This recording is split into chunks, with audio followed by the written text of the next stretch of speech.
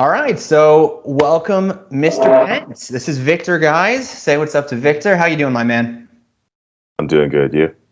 I'm good. I'm good. Thank you for joining me. It's been a while. I like that, Mr. Pence, like I'm a lawyer or something. Yeah, or like Mike Pence, like weird nephew or something. I still wish I was actually related to him. I would so take advantage of that. Yeah, I don't know. I mean, I feel like there's some positives to be had, but also some low-key big negatives. Like people might not serve you. Well, sure, but the ones who do will serve well. That's fair, dude. That's fair. So, all right. So let's get into the backstory. I want to hear a little bit about, introduce you to the audience, the Tales from the Road community. So, the backstory between us. Do you want to do it? You want me to do it? What do you think? Either way is good for me. So I'll introduce it. So me and Victor, we met in Kyrgyzstan. So I was living in Bishkek for about 5 weeks was it July, June? You were out there? So, yeah. It was May. So well, I was there a lot longer than you. So for me, it was a large part of the year. True. So so I was out there after I was in Macedonia, and I found a flight and randomly decided to live in Kyrgyzstan. And I honestly thought I would never meet an American, but Kyrgyzstan is loaded with Americans, especially American expats, especially over the age of 70. You think so? Yeah. Well, I have two theories as to why that might be. Okay. I think it was already kind of the case before all of the, before it happened 2 years ago. Yes.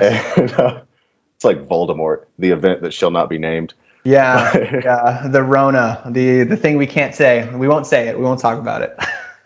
The germ. But I think it was already kind of a thing prior to that, where a lot of older Americans and Canadians and whatnot, for them, the former Soviet Union is like this mysterious kind of place. Right. Whereas for us, it's not really, because for our entire lifetimes, it's been open arms. So it's not really, it's just another country. But for them, it was like the Great Satan back in their day. True. So now I think there's a greater interest for them for certain types of older folks who are like, well, I kind of want to see it for myself. But I think since the event, it's even more so, just because that was one of the only countries that never really shut down. Right. So you and I, we met last summer, and we met at this cafe, which I believe was called Sierra. Is that correct? Sierra? Yeah, that was it. Yeah. I think it's owned by a guy from New Zealand, actually.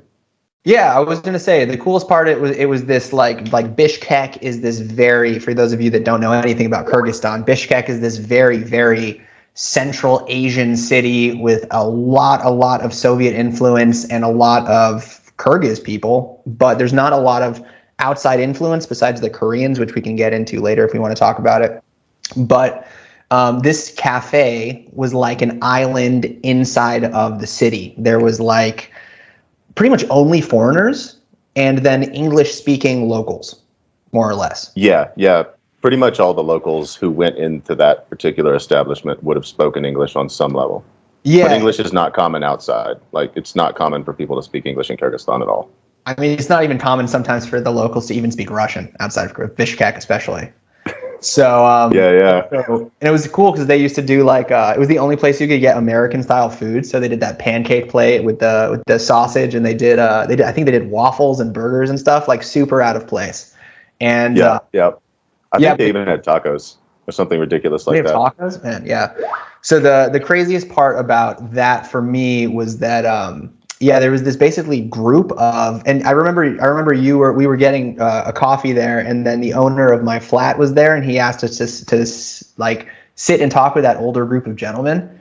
So I guess in Bishkek, because they had a military base, there's like a decent amount of older Americans that either worked there in some capacity or they just stayed because they ended up marrying Kyrgyz women. So the guy that I was actually renting my house from was a really nice older man named Richard. And I love this because he was like 72 or something. He bought like 3 properties. And the best part was he got married to his second wife after being married to his first wife for over 35 years. And he's 72, but he has 2 kids under the age of 10, which I thought was pretty savage, honestly. Yeah, I mean, there's plenty of time to be old when you're dead. Well, I mean, I feel like if you have like if the real expat experience is like living abroad and having a way younger wife, especially if you're like an American guy in your 60s. Like, why else would you be there, to be honest? Oh yeah, So I mean, especially if it's military guys. Like, I wasn't in the military for that long, but you see stuff, and it's like it's super duper common because one, the military, especially back in the day, there were very few women. Now it's like 1 in 4 people in the army are female. I think it's a Mhm. little bit more in the Air Force, but not that many. And there's there's a lot of stuff that happens around military bases. Like there are names for these sorts of people, but I won't say them because they're kind of mean. But Okay, it's like, but basically, whenever there's a military base in a town, the town tends to revolve around that base. right. And there are certain females in particular from that community who are like, hey, I know what my ticket out of this crap hole is. And True. they try and they seduce a soldier, especially like some dumb 19-year-old kid who doesn't know anything. Like Yeah, it's not yeah, his yeah. fault he doesn't know anything, he just doesn't. Unless the soldier ends up just like living there, and then you're just married to the soldier, but then you're stuck in the same place that you started. I feel like that happens reasonably often too. Then you become a landlord, open a cafe. Yeah, I mean, he was actually building this because he had 2 apartments, and then he actually bought a third house that he was completely renovating. Which actually, I mean, like if you have X amount of money in your retirement fund, it totally makes sense because your quality of life can Yeah, go higher. You can do whatever you want. But the best part, what I loved about this man was that he, after living in, I think he lived in Bishkek for like 15 years, and he didn't speak. He couldn't even read Russian. Couldn't even read it. So like like not he even the alphabet. couldn't read it, couldn't speak it. I mean, it's like it was crazy, because like I've I met people like that in back when I lived in East Asia, like Philippines and Korea, right. and I never understood it because it's not that hard. Like I'm not going to say I'm fluent in Russian or anything, but it's not that hard. Come on, you've got 15 years. You live in the house with someone who speaks it. For sure. For sure. So I mean, it's like it was funny because like I mean, what do you think? I mean, I think if you live in, if for example, Kyrgyzstan, I found not challenging, but you don't read Cyrillic in Kyrgyzstan, you're kind of like SOL because they don't Yeah, have transliteration almost anywhere. You know what I mean? they So don't. They definitely don't, and it's also the fact that, like you said, once you get outside of Bishkek, a lot of people don't even speak Russian very well. So it's like it's still Cyrillic that you're reading, but it's like Kyrgyz Cyrillic. So they have like other weird letters totally, that don't exist in Russian, like the totally. circle with the line through it, and Circle the with like the line. And they yeah have the K with the foot. with the dangly thing. Yeah. Yeah, K with the dangle. Although Exactly. I think I saw that more in Kazakhstan though. Like in Kyrgyzstan, I saw more the H with the dangly. The H. Yeah, well, because I think the K with the dangle is like that that's like coming out of your throat. It's I don't like know. when you say like when you pronounce the country, they like Kazakhstan like that. Yeah, Like yeah, a yeah. I think it's cool though. I think the whole thing is cool. But that guy was particularly interesting. So okay, I wanna for the viewers that have come along this journey through Russian policy with us, which is that we're going to be talking about. We're going to be talking about the Ukrainian-Russian conflict from 2 expats that have been out there for quite a while. So, Victor, tell me a little bit about your background with Russia, with Ukraine, with Kyrgyzstan. Yeah, give us some background about why you find it interesting, how you ended up in Sakhalin, which is a very interesting place just to be in general. Like, yeah, let us give us a little background. well, I was always interested in traveling overseas since I was a kid. Like that was my fixation, especially in high school. I just that was what I wanted to do, and I was a bad student. I was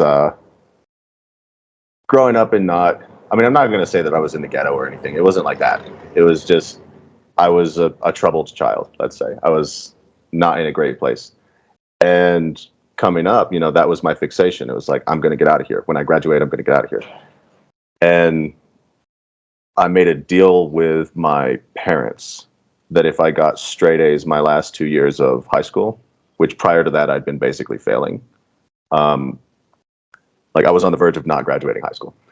And I made a deal with my parents that if the last 2 years of high school I get straight A's, then I'm going to apply to a school in Asia somewhere, and they're going to let me go. And it ended up being ALSA, which is the American University of Central Asia. And I got accepted there, hilariously enough, but was not able to go because that was when they had the, was it the Tulip Revolution? One of those revolutions. This is that university in Bishkek, right? Yeah, I ended up going there later anyway, but that was way later. Right, that's the university that's outside the. There's this the biggest statue of Lenin in the world, right? Mm-hmm. Yeah, I think it might be now. Yeah, I think it is now. Yeah. It used to be like they changed the campus, so they're in a different building now. But the campus that they used to be in is now, I think, the Supreme Court of Kyrgyzstan. But prior to independence, it was the whatever they called it, like the parliament, the building of all the people who rule over you. How did you even find that program? I mean, that's the most random thing I've ever. I mean, when I heard it the first time, it was random, and even you saying it now, it's still. I mean, that's random, man. Yeah, I mean, well, like I said, I was a troubled kid, and so I was basically just trying to think, where's the farthest place away I can go? Not just geographically, but culturally, historically, just get the hell out of here. And out of here meaning, out of my hometown. Right. And what's wild is that my hometown doesn't even suck that bad. I just didn't want to be there. It was just a thing I was fixated on. I think a lot of expats can kind of vibe with that sentiment, to be fair, because I think a lot of the European and American expats that I meet, it's not that our hometowns are bad, it's just that we wanted to be somewhere else. I think is the main point, right? Yeah. Well, I have a running theory with another buddy of mine who's actually married to a Ukrainian. I think they're both back in Kyrgyzstan now, but I have a running theory with him that in every human population, there's a certain percentage of people who are born with some kind of mutated gene which compels us to go venture out. And I think that's an evolutionary stopgap against inbreeding. So, is stopgap the right word? I feel like I'm using that word some wrong. Sort of like evolutionary tool. Okay. I kind of like where you're coming from there. I mean, well, when I try to explain why I like to travel, I don't really know. I don't really know what to say, because a lot of people, traveling is like, like you want to live in your place and then you want to like go, to Paris. You want to go see some stuff, right? But there's this breed of people like you, like me, and you meet them occasionally, especially on the road, that like they just want to see it all, and they don't really care where they are, and like home is wherever they are. They're not that common, but they do exist. So, and it's cool, like the kindred spirit kind of thing. I think there are many types of expats, to be fair, because there's like expats like us. There's expats like like people who just want to live in a different place, but they're not travelers. I mean, there's like plenty of people who move to Korea, for example, to teach English, but they just live in Korea for 20 years. They don't actually evolve, or they've never traveled to China. They've never tried to go, sneak into North Korea. It's like, oh yeah. Or there's even like back in the Philippines, I would see this a bunch. Filipino girls would get together with a Korean guy or a Japanese guy or something, and then they'd go live over there. And those are like they're expats. Or like people from Latin America who go to the U.S. and they don't have their documents or anything, but technically you could count them as expats. Like, I mean, they definitely are I mean, the thing is, it's like there's always this running argument about like what an expat is, and for me, it's like, because people always say it's this like sort of like white centric word. I don't necessarily think it's that. I just think it's someone who's living somewhere that doesn't plan to become a citizen or to fully immigrate.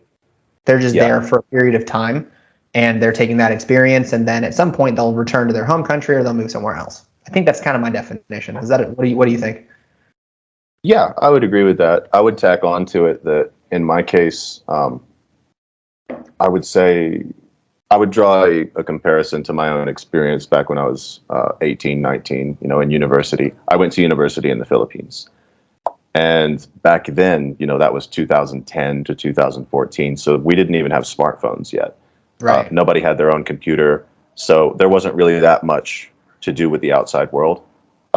Like we had the internet and stuff, but you had to go to an internet cafe and pay by the hour, and the internet sucked. And Did you have to pay with physical did you pay with cash at the internet cafe, like the coins? Do they have coins in the Philippines? yeah, with the coins. No way. Yeah, these big coins that just thunked on the counter. Yeah.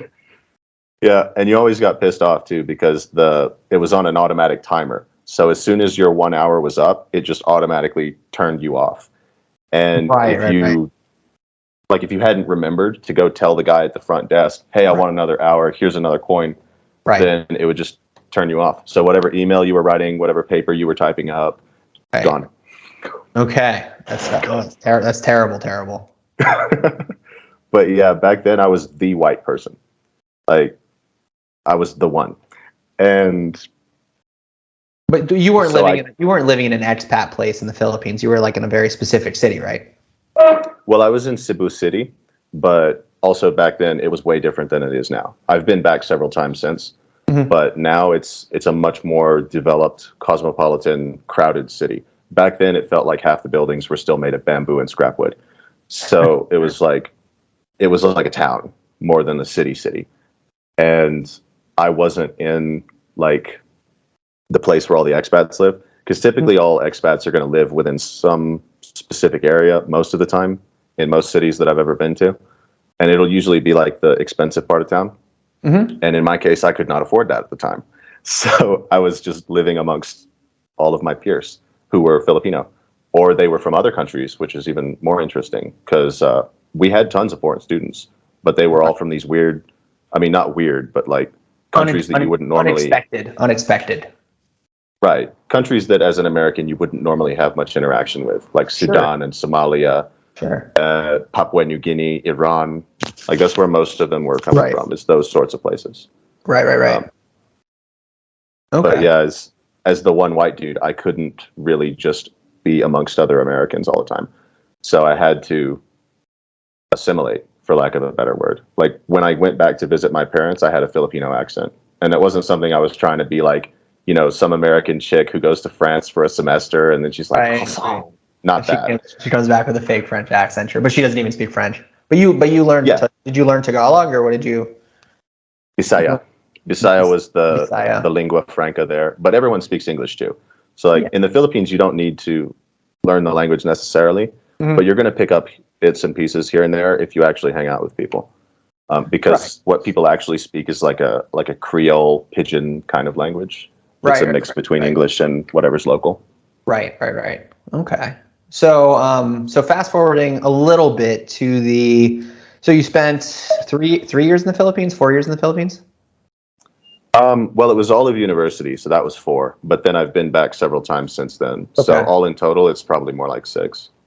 Okay. And then, so I guess like moving towards the Russian topic, I guess you ended up in the most random place in Russia that I've ever heard. And then you spent time in Kyrgyzstan. Like where else?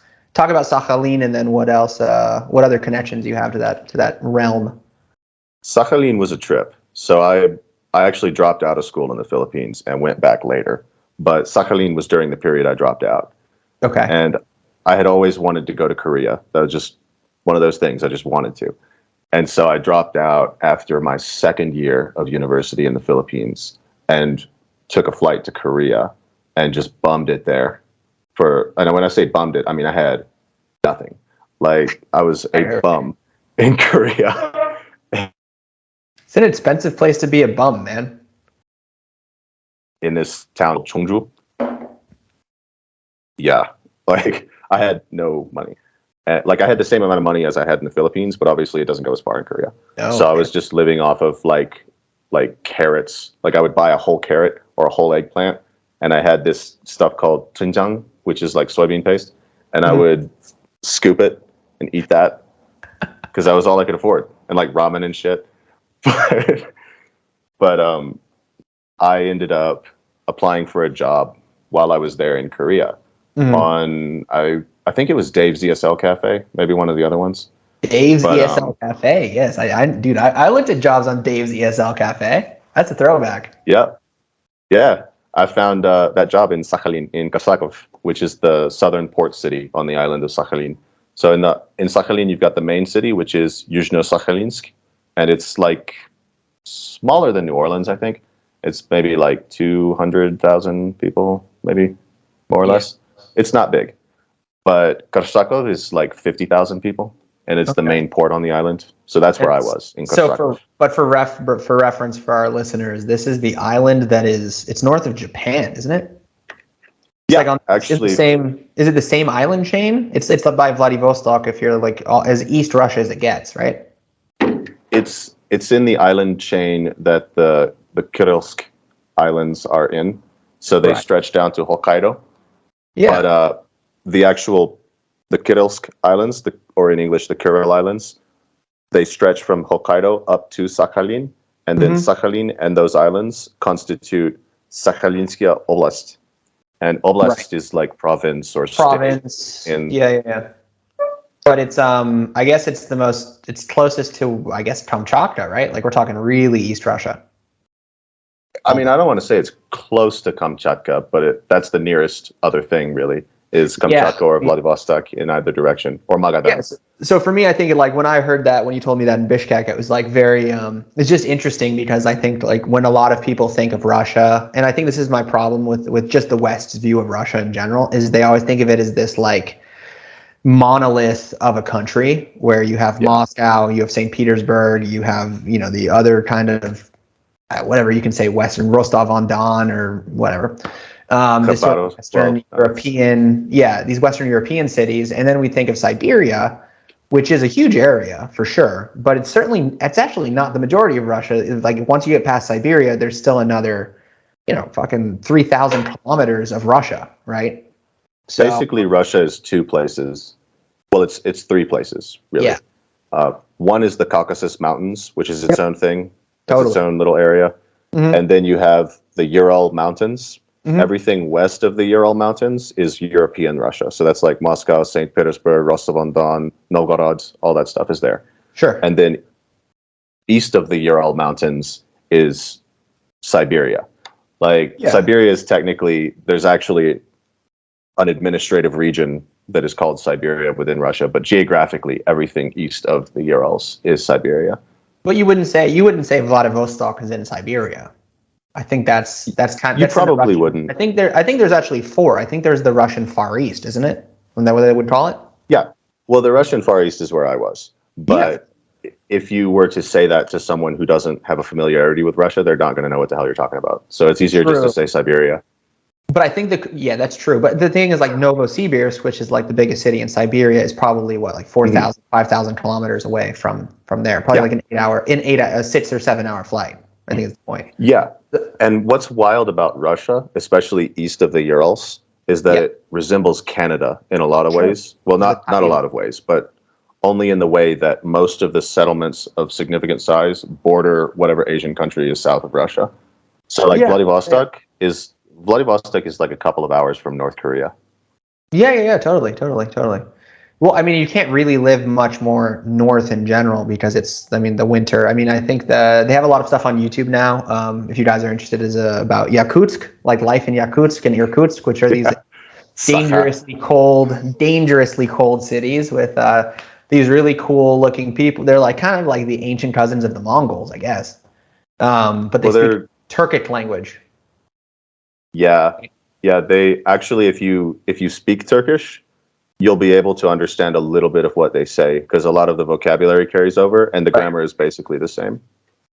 Yeah, it's like it's like the old school Latin of what became all the other Romance languages. It's like that's where those languages started. So there's all these. I think what we get confused about Russia is there's European Russia, which is certainly a thing. Caucasian Russia is also an interesting one, which we can talk about later. But Siberia is like a whole different animal. And I think I can share this. So there's the one of the most interesting things I saw in Kyrgyzstan. I went to the National Museum in Bishkek. Did you go there? You mean the one that's always closed? National Art Museum. It was actually really good. I want to say that I did, but I don't remember. If I did, it must have been like when I first got there. Yeah, so one of the coolest things that I saw was that they had all this kind of old archive of like Kyrgyz and Central Asian artwork, which obviously made sense. But there was this one painting, and I took a photo of it because it left such an impression, and it was a painting of 1942, I guess, Kyrgyz yurt village. So they had the little yurts. They had, the old school Kyrgyz people with the beards and the hats and the goats and stuff. And then there was a Soviet recruiting officer wearing the red star cap, like a general kind of guy, because he was looking for soldiers for World War II. And so did it kind of imagine it or did it kind of remind you of those old posters from the World War II period in the U.S. where it's Uncle Sam pointing and he's like, Uncle Sam wants you, or your country wants you, or it's like Uncle Ivan wants you?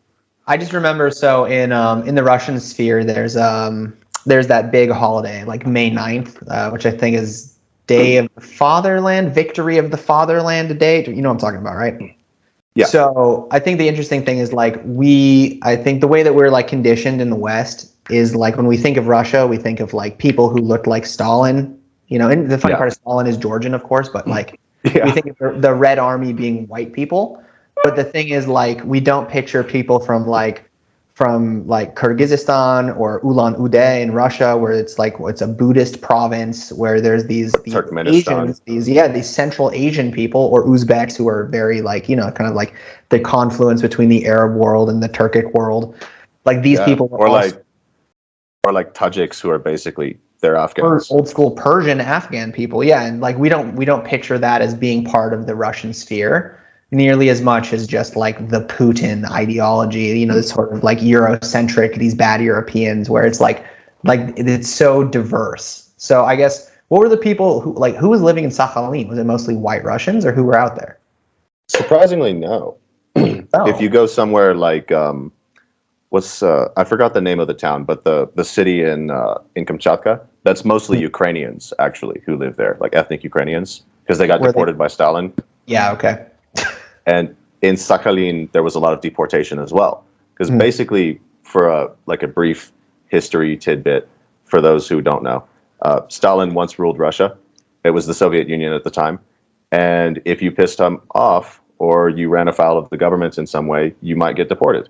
And typically where they would deport you was either Central Asia. That's why there's so many Koreans in Uzbekistan and Kazakhstan. Or they would deport you to the Russian Far East, like Sakhalin or Kamchatka. And that's why there's a bunch of Ukrainians in Kamchatka, and why there's a bunch of Koreans in Sakhalin. I think 12% of the population is Korean in Sakhalin. See, but they're from Russia. That's not as surprising to me, but and then they would do it vice versa as well, because I actually was working with a guy who was one of my my students, my educational clients, and he was Kazakh, but he was from ethnically the Caucasus.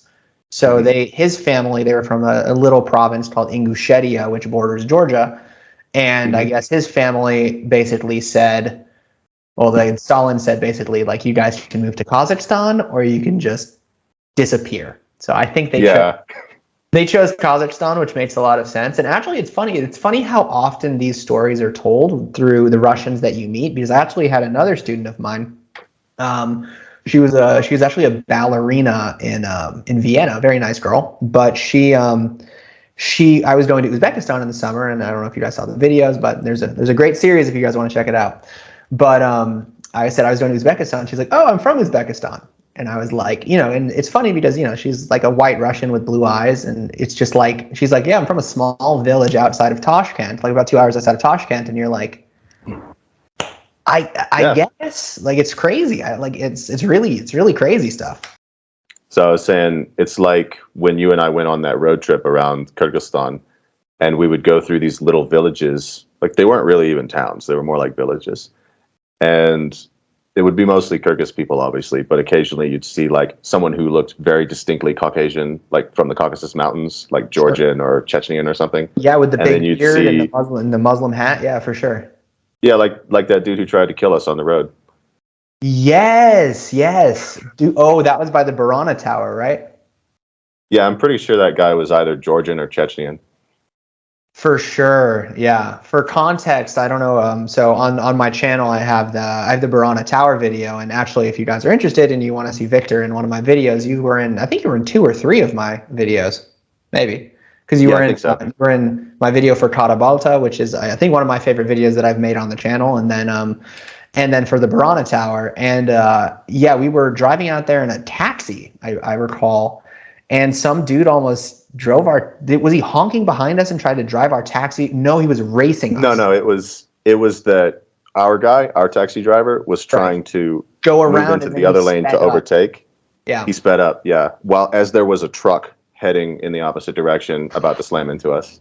Yeah, but he definitely did not look. He did not look Kyrgyz at all. That's totally true. So Yeah, he didn't even look white. He was like a Chechnyan looking dude. yeah, 100%. Yeah, yeah, yeah. No, it's yeah, it's crazy. It's crazy who you find out there. So I guess so I want to ask you a question regarding the Russian sphere. So you spent how long were you in Sakhalin for? 4 months, and that was back in 2011. So I was actually the first native speaker to teach English in that city. I got into the newspaper and I met the mayor and all that. They lied about my age. Right. Right. And I guess what was it like? I mean, what was it like living there with like no foreigners? It was so freaking cool, dude. Like Sakhalin was one of the coolest places that I've been, especially because of the time that I was there. Because, like I said, 2011, that's before smartphones and all this other crap. Right. So when you're there, like you're just there. You're not also connected to the metaverse or whatever. You're just fucking there. And, and it was like no one speaks English. And it's the edge of the earth, basically, how it feels, especially in 100%. Karsakov because it's on the coast. And you're just on this coast that's like, it's like being on the coast of Alaska or something. You feel like you're on the edge of the world. Right. And then you have this weird mix of people who are all descended from either convicts who got deported from the west of Russia or Asians who got deported from the border with North Korea because Stalin was like, there's too many of you in one place, and just sent them to the island. Or the Japanese brought them there because the Japanese conquered half of Sakhalin during World War II, and they called it Karafuto at that time. And they basically kidnapped a ton of Koreans from what is now Tolanamdo, which is the part of the south of South Korea, and brought them to Sakhalin to work in the coal mines. Fun, as if you didn't need any more like the song of the Volga boatmen kind of thing playing in the background of your shitty life. Yeah. And, Okay. Like that really deep, depressive Russian working man song. You're covered in black coal. Like I can see that. They got the yeah, show. and it's also why the Koreans who are there, they all speak Russian, but some of the older ones still speak Korean. But it's interesting. I talked to a couple of them because they'll run little shops and stuff, and the Korean that they speak is not modern Korean. It's like provincial Korean from that particular part of Korea from like the 30s. Right. It's never evolved because they've been so disconnected from the modern updates, I guess. Yeah, yeah. That Like it's happens not the sometimes. yeah. Like what the Korean that the old people there speak is not the Korean that you're going to hear in movies and TV shows and K-pop and all that. It's Right. this odd provincial kind of twang that they have. Right. So I guess in regarding the Sakhalin, I guess living there like with so little outside input, like I guess what were your takeaways about like Russian society? Because I feel like that would be a really good example because it's not metropolitan, right? So like No, not at all. so yeah, what were your thoughts about like what you saw? Well, one thing I can definitely say, I haven't really been in the west of Russia, but what I can definitely say, having met people who are from that part of Russia, is that folks who are from the Russian Far East, whether they're white or Asian or whatever, they have a slightly different mentality about them. Because in the west of Russia, it's more European. It more resembles maybe like Hungary or something. Yeah, sure. Like it's not exactly the same, but it's more similar. Whereas in the Far East, it's like Alaska. It's like Russia's Alaska. You just got a bunch of weirdos out there who are living in the woods and they're surviving. I mean, I can imagine. Yeah, it's brutal. I mean, it's as brutal a weather as you could probably have. Yeah. And it's like, and they're all super cool. That's what's awesome about it, is that you're in this little world that isn't even like the rest of Russia. It's just this little self-contained world because you're so far away from anything. And you can't help but kind of get into it. And the attitude that people have is basically I would say in the west of Russia, people tend to be a lot more like philosophical and a lot more into like literature and things like that, which is all Yeah. cool because they're like urbanites, you know. Sure. But in the Far East, it's more like we must survive because winter is coming and the night is dark and full of terrors. That's fair, man. I think that's pretty fair. I mean, if you're living out there, especially like in, like in what I would say the old Turkic lands, like those people, like they're built for that, So if you're not necessarily from there, you have to really like convert. And I have I know some people have moved up to Alaska. I mean, it's the same situation. The winters are long and cold and brutal, and the people go literally insane. Oh yeah, but I would say I didn't see a whole lot of insanity in Russia. I saw a little bit because you'll see a little bit of like the inebriated gopniks, Yeah. causing trouble around town or whatever. Street But that's gangs. everywhere. Yeah, Sure, but that's sure. everywhere though. That's just Russia. But most normal people are like they're pretty, how would I say, determined, I guess. Like they don't really get down about stuff. Like for example, to say that you have depression in Russia is, especially in that part of Russia, don't do that. Like people Yeah. actually, There's they'll, I think a Russian stoicism and nonchalantness about the harshness of life, which I think kind of goes with the sort of narrative of World War II, how people just used to like run into the bullets. yeah, But yeah, whereas Americans are not running into bullets, I'll tell you that. But yeah, and I no, think pick this up from the culture as well. There's this sort of coldness and put off kind of like sort of like barrier that's been put up where I think expectations about life is just sort of low. I don't know. I would People agree put with up with that. a lot of bullshit. You know what I mean? They do. And like another thing is that for Russians, again, especially in the Far East, because you got to remember the Far East is not Western Russia. So No. like the central government in Moscow, all of its efforts are basically focused on Western Russia. This isn't to dig against them. This is just how it is. But I think you can dig against Russia the, these days, man. Dig away. yeah, but I want to be fair, No, like that's fair. No, but I mean, basically every tax you pay goes to Moscow and never gets out of the region. So I think right. everybody It knows. also, I mean, there's a reason why 70 to 80% of all Russians live west of the Ural Mountains, Sure. and then everybody else is east of that. And because of that, people in the Far East, they tend to feel disconnected from the rest of Russia, like disconnected from Moscow, especially. Because Moscow, if I say to draw a parallel with Americans, Moscow is kind of like Russia's New York City, 100%. where it's like this weird place that most Americans have never been to.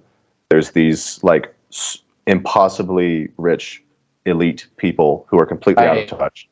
Right. And they live in a totally different reality that you're never going to be part of. And they're telling you what to do for reasons that you cannot understand. And you just want them to fuck off and leave you alone. I think that's pretty fair. I think that's pretty fair because I think like Moscow is a bit of it's an enigma because everyone defines a country typically by a city. So I think like, for me and for you as well. I mean, like I went to New York City recently. Like I'm not from New York City, man. I'm from 3,000 miles southwest. I'm from a desert town where things move slow, where shops close at 8 p.m. It's like it's a different world, and I think it's this sort of I think in a weird way we as in just the general Western ideology, we just don't understand Russia because we define it in these very narrow, very oversimplified terms. No, so our understanding of what Russia is and what the goals of the government are versus the people, they're just very narrow. And it's not that they're incorrect. It's just when you view a country in this sort of narrow lens, the truth is sort of not the main facet of what you're looking at. It's only a portion or a small minute detail of a much larger story. You know what I mean? Oh, absolutely. And I would say to think of Russia as Moscow, it's not entirely unfair because a lot of people do live in Moscow. It's a real place. But it's kind of like saying that America is LA. 100%, right? So there's various opinions, there's various styles of life, there's various, even nearness to certain political agendas that happen all over of any country. So I think like Yeah, I think like my main point with really doing this podcast with you is to sort of breathe a little life into the understanding of what's happening, and also to just characterize necessarily, of course, Russia in this case is what we would call in political science a very bad actor, but it doesn't mean that Russian people themselves are bad actors. And it doesn't mean that all Russians support what's happening, or even most Russians are even relatively connected to what's happening. You know what I mean? Yeah, one thing I can definitely say about that is one of the things that's been weird to me. Well, not weird because nothing's really weird to me, but one of the things that's been Surprising. I get not even surprising, more like frustrating, where it's just it's one of those things where you see it happen and you just think to yourself, how many times do we have to go through this? And Right. it's this idea of like all of these sanctions and stuff. Mm-hmm. They're not against the oligarchs. They're just against regular Russian people. Like just 100%. normal Yeah. people are having their lives completely ruined. And the thing is, if you're going to hold normal Russians responsible for anything that the Russian government does, good or bad, you must hold other nationalities to the same standard, no? Otherwise, you're just being a racist asshole. So Fair. why then would you not hold Americans responsible at this moment for everything that our administration is doing at the moment? Well, because we don't have any fucking control over that shit right now. Like, unless you want to, pull January 6th and take over the damn White House, you probably don't have much say in what's going on right now if you're an American. Right. And Russians have even less say because at least your vote gets counted, maybe. Yeah, maybe. Yeah, but probably. I mean, But we hope sometimes. Yeah. So I think, the way that I want to kind of humanize this discussion, I think we should just dive into the war situation. But I think because for example, like I have a lot of connection to this, not on a political scale, but I know a lot of Belarusians, I know a lot of Russians, and I know a lot of Ukrainians, and they've become good friends of mine. And I lived in Ukraine for about a month and a half. I spent over, I don't know at this point, like 6, 7 weeks in Russia. Had a Russian girlfriend for a couple of years, and there are a lot of people in this I know it from the actual like this is what life is like situation. So Russia is just like anywhere else. It's a goofy country, but the reality of the matter is that no matter what's happening with the Russian government, it's the people in Russia endure, and they're used to the hardship. And even talking to I was on a call with one of my students today, and she's like, I don't know if we can continue having lessons because I can't pay you. I don't know how to pay you. So we're talking about like, can you pay me in Bitcoin? And the thing is, it's like, regardless of if they're connected or if they support Putin or whatever, like all of these outcomes, whether it's war or whether it's sanctions in Russia, people joke about, okay, of course Ukrainians are dying and suffering, but, and Russians are complaining about Instagram and Facebook. I mean, could you imagine the amount of shit Americans would be talking if they banned Facebook in our country or they shut off the Meta? If they shut off the Meta, the amount of people that would be going insane would be ridiculous. So, or even, it doesn't even have to be America. Like, no. What if, for example, we applied the same rule that we're applying to Russia right now? And I'm not even saying yes or no on that. I'm just saying, if you're going to do it to everybody. If you're going to apply this same standard to other countries, why not, that really big country that we probably can't name, the really big one that 1 out of every 5 humans is a citizen of? It's always hacking everybody. The big one that loves the NBA. We can say that they love the National Basketball Association. Yes, that one. Yeah, the one where all the slaves who make your smartphone lives. Yes, fair. Yeah, no, I mean I think it's very fair. So like we take your opinion, but like my take on let's say I heard the news, right? Like I was sitting in my hometown a couple weeks ago, and the funny part, like not funny, but like the thing is like, I like to say that I'm decently informed about political issues and I read a lot and I've been to Russia and I know everything. And I was completely wrong. I really thought 100% this would never happen. Yeah. And I will say my take was wrong. I was watching there stunned, just like everybody else was. I've studied Putin a little bit and I thought like his policy, I actually thought like low key Putin was a very good leader, not for his people, but for his stern, stoic approach to international politics. And in a weird way, I think not in his dictatorial regime, but I think Western leaders could actually learn a lot about his approach to international politics and making sure that your country gets what they're owed and what they deserve. Whereas I think now, for example, with our leadership, I think that typically the United States gets a raw deal in almost every interaction internationally. And Russia being not very strong, like I would say, like, and I think this even sort of in a weird way proves their military is not even that good. It never was. It never really was. Right. But the fact is that a country with a sub 30 overall GDP with a marginal but semi-important population is able to dictate an entire continent which is much richer and much theoretically more powerful, which I find very interesting. And that's all political genius in a certain way. Yeah, I mean, Russians are not dumb people, and that includes their leadership. And most people don't think of it this way, but Russia's economy is about the size of Spain's. 100%. And Spain is not even one of the more powerful economies in Europe. It's one of the crappier ones. It is 100%. And as far as population, Russia's got, I think, less than 150 million people. It's like 141 million or something like that. 30, I think 130-ish, yeah. Yeah, that's like less than Egypt, I think. Yeah, for sure. So it punches way above its weight. 100%. They've been doing it for, I mean, even the Soviet Union. I mean, the Soviet Union, in many ways, of course, they had a lot of land, but their economy was awful in a lot of ways. Their GDP per capita was abysmal for the size and the amount of people in that structure, and they were very important.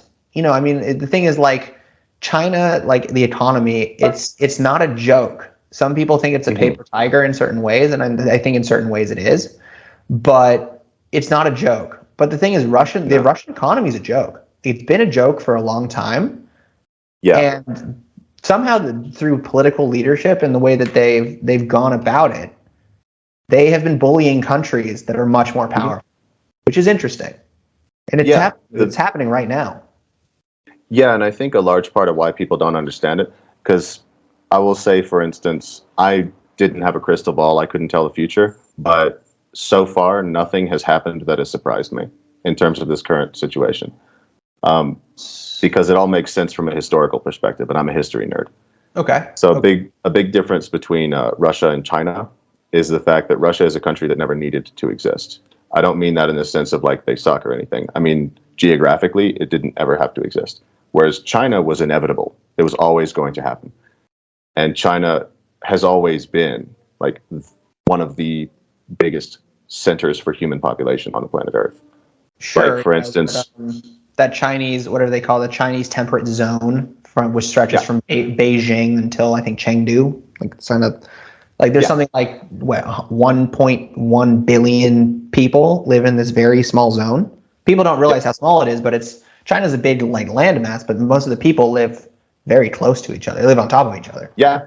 There have even been periods in history where China, like the actual country of China, back then it would have been an empire, but the actual country of China, ruled by a guy, was home to half of all humans in existence.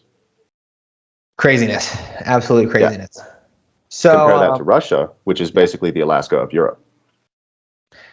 Yeah, that's true. I mean, talk about like not a great place to try and start an empire. That's very true, because your growing season is 3 months out of the year, and if you're not in the borders, I mean, I guess at least the European borders, and which is why, of course, Ukraine is such an important, I guess, like stepping stone in the whole geopolitical sphere, is that it's very hard to defend and insulate those borders from European conquerors, which they've managed to do most of history, which is also pretty impressive.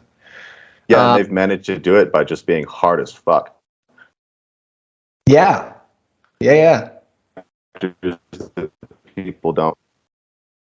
One of the factors that people don't really take into account is the Mongols. Like, you cannot understand Russian mentality, Russian politics, or Russian history without taking into account the Mongols. Yes, it was in the 1100s, but it affected people. And like, you got to think, under Genghis Khan, 11% of all humans in existence at the time died during his reign. Yeah. That's not to say anything for whoever came after him. So the Mongol Empire was a big deal, and it stretched to Russia. And the first part of Russia's history, what really formed their identity as a people, was dealing with the damn Mongols. And so that's where all of that, we're not even going to try to defend the city, just retreat into the woods and burn everything, salt the earth behind us. Let's just hope they don't catch us, and let's destroy everything in the way. That's what they did to Napoleon too. It's just don't even try to defend it. Just run away, burn everything behind us, salt the earth, let them freeze. Right. Let the winter come, and then everyone will leave. It's kind of the point as well. So and that's also why Russia is so huge, because it's all flat land, and the Mongols just rode their horses right over it. Right. And so part of the Russian mentality is, holy shit, we need to create distance between Moscow and everybody else. And that's why the Caucasus Mountains, that's why Russia stretches to the border of Mongolia and Manchuria. That's why Ukraine, because what's in the the west of Ukraine, the Carpathian Mountains, the only fucking mountains between Europe and Moscow. True. Yeah, geography definitely plays a big part in it. So without going too deep into the I guess historical lens of this, what was your because you and me can talk history for forever. So yeah, I didn't mean to nerd out on you guys. No, it's good, man. I like it. So what would be what was your initial reaction? And I guess, what is your opinion since I guess 2 weeks ago? Like, what's your opinion on the whole situation? I was curious. It would have to be a couple of points. The first one is, I wasn't shocked by anything, because again, history, these things happen. But I was not surprised that it happened. It happened sooner than I thought it would probably happen. I thought we had at least another 10 or 20 years. But really? You thought we had 10 or 20 more years? Yeah, because the thing is, going back to geography, the main concern for the Russian government in any iteration, the Tsar, the communist government, any of them, the main concern has always been create distance between Moscow and everybody who would want to fuck up Moscow. And the thing is, if you look at Ukraine on a map, like the eastern part of Ukraine, the Donbass, which is there are other things that we might want to cover about that, but the Donbass is the easternmost part of Ukraine, and that's where all the ethnic Russians live mostly. The contested new state regions, sure. Right, the place that's been the site of the Ukrainian Civil War since 2014. Yep. If you go from Kharkiv or one of those Donbass area towns, and you just take a tank battalion in a straight line to the Caspian Sea, you will reach the Caspian Sea in about 2 days. And you will cut Russia off from all of its southern access to water. So the Black Sea, the Caspian Sea, you'll just kill Russia. You'll cut it off from the Caucasus Mountains as well, which kills its southern barrier, the only southern mountain range that protects it geographically from tanks. And that will only leave the port in St. Petersburg, which is frozen for half the year, or Murmansk, which is frozen for more. Sure. And Vladivostok, which is also frozen for half the year. So that's why the Black Sea is so important. That's why Russia took Crimea, because that is the only warm water port that they have. Yeah, 100%. So in a geographical sense, it does it makes sense, I guess, in the geographical sense. But since they were able to sneakily take Crimea 7 years ago, why were you surprised that it happened now? Sorry, I missed No, that. you're fair. No, it's fair. That's a good point, but I'm just saying, for example, I was surprised it happened at all, because I thought the global impact on Russia, because of what they have done, wouldn't be worth the possible territorial gains or territorial security that they would achieve. Especially after they got away with the Crimea thing, and it didn't look like that was going to go any other way but Russia's way. You know what I mean? Right. So I thought, for example, invading and taking the Donbass, I don't really see what they get from that. The only thing I kind of understand is maybe that they're trying to do a power play, that they will either they will destroy whatever barrier that they need. They'll obliterate Ukraine to make sure that they have the barrier that they need. This always reminds me of the idea of Lebensraum, like the Nazis. They need the space, right? So they will level any sort of competition to the space that they require for their defense. But other than that, I'm not sure what all this means, which is I think what a lot of people are confused about. It's actually Lebensraum was done for a different reason. No, I know. So I'm just saying totally different political situation. But I'm just saying, like, it has that sort of like we need this sort of cushion, not for our population, but this is more a defensive situation as opposed to Lebensraum, which was space for the Aryans to grow and prosper, which is a different situation. Right. Yeah. Well, it's like I'm not saying that in a dismissive way. It's just it was a different political reason. The reason for this one, basically to understand the thinking of the Russian leadership, which is not the same as the Russian people, in the same thing as the United States. Like if you looked at any of the policy decisions made by our current administration in the past year, what conclusion can you come to other than these people actually hate me? Like, I would tend to agree with you based on what's been going on in our country. But in Russia, the thing is, I think they know that their administration hates them. I think that's part of the ideology of being a Russian. So yeah, it's a big part of it. Like in Russia, for Russian people, again, especially in the Far East, the government only exists, or the law only exists, to the degree that you might get caught. So if you could possibly get away with it, do it. So it's like, if you can get away with not paying taxes, don't pay them. If you can get away with driving on the wrong side of the road, fucking do it. If you can get away with being drunk in public, who cares? Yeah. So, but for me, like, unless you're going to get caught, and unless they're actually going to do something, and it's not going to be one of those situations where you just shuffle them a couple of rubles and they fuck off, then the law doesn't exist. So for me, what's confusing about this situation is that, speaking to the Russians that I know, it seems like the Russian population themselves wasn't prepared for the conflict at all. So Nobody was. Right. I mean, I think to a certain extent, I think the Ukrainians kind of knew it was on the horizon, because you have to be sort of naive to see 200,000 armed tanks and rocket launchers and jets and, to not know something's coming. But the weird part was that the Russian population was so, like, left in the fog of war, as it were. Whereas in the past, at least if you're talking about, of course, Soviet citizens didn't know anything about what was going on.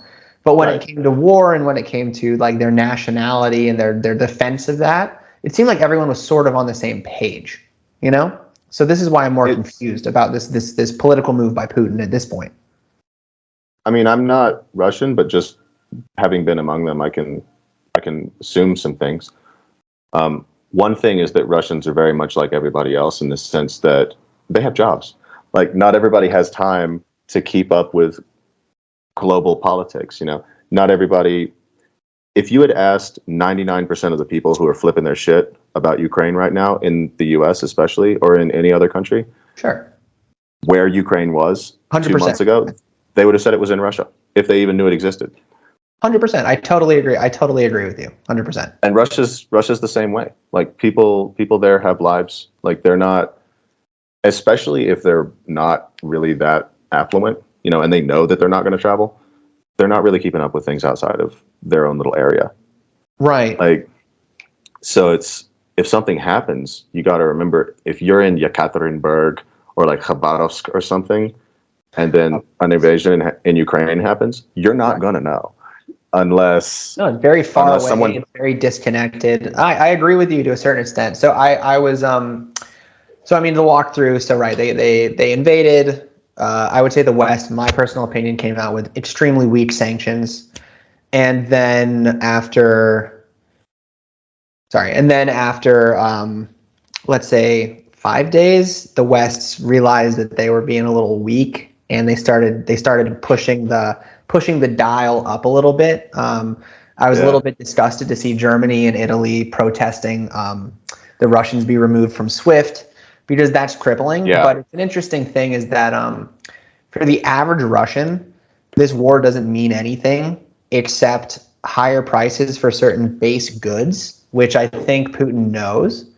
But I think, for an example, and I was talking to one of my Russian friends about this, was that the middle class in Russia, which is very thin, they don't have a middle class like we have in the United States. They don't have a middle class. I mean, it's really, there are the poor.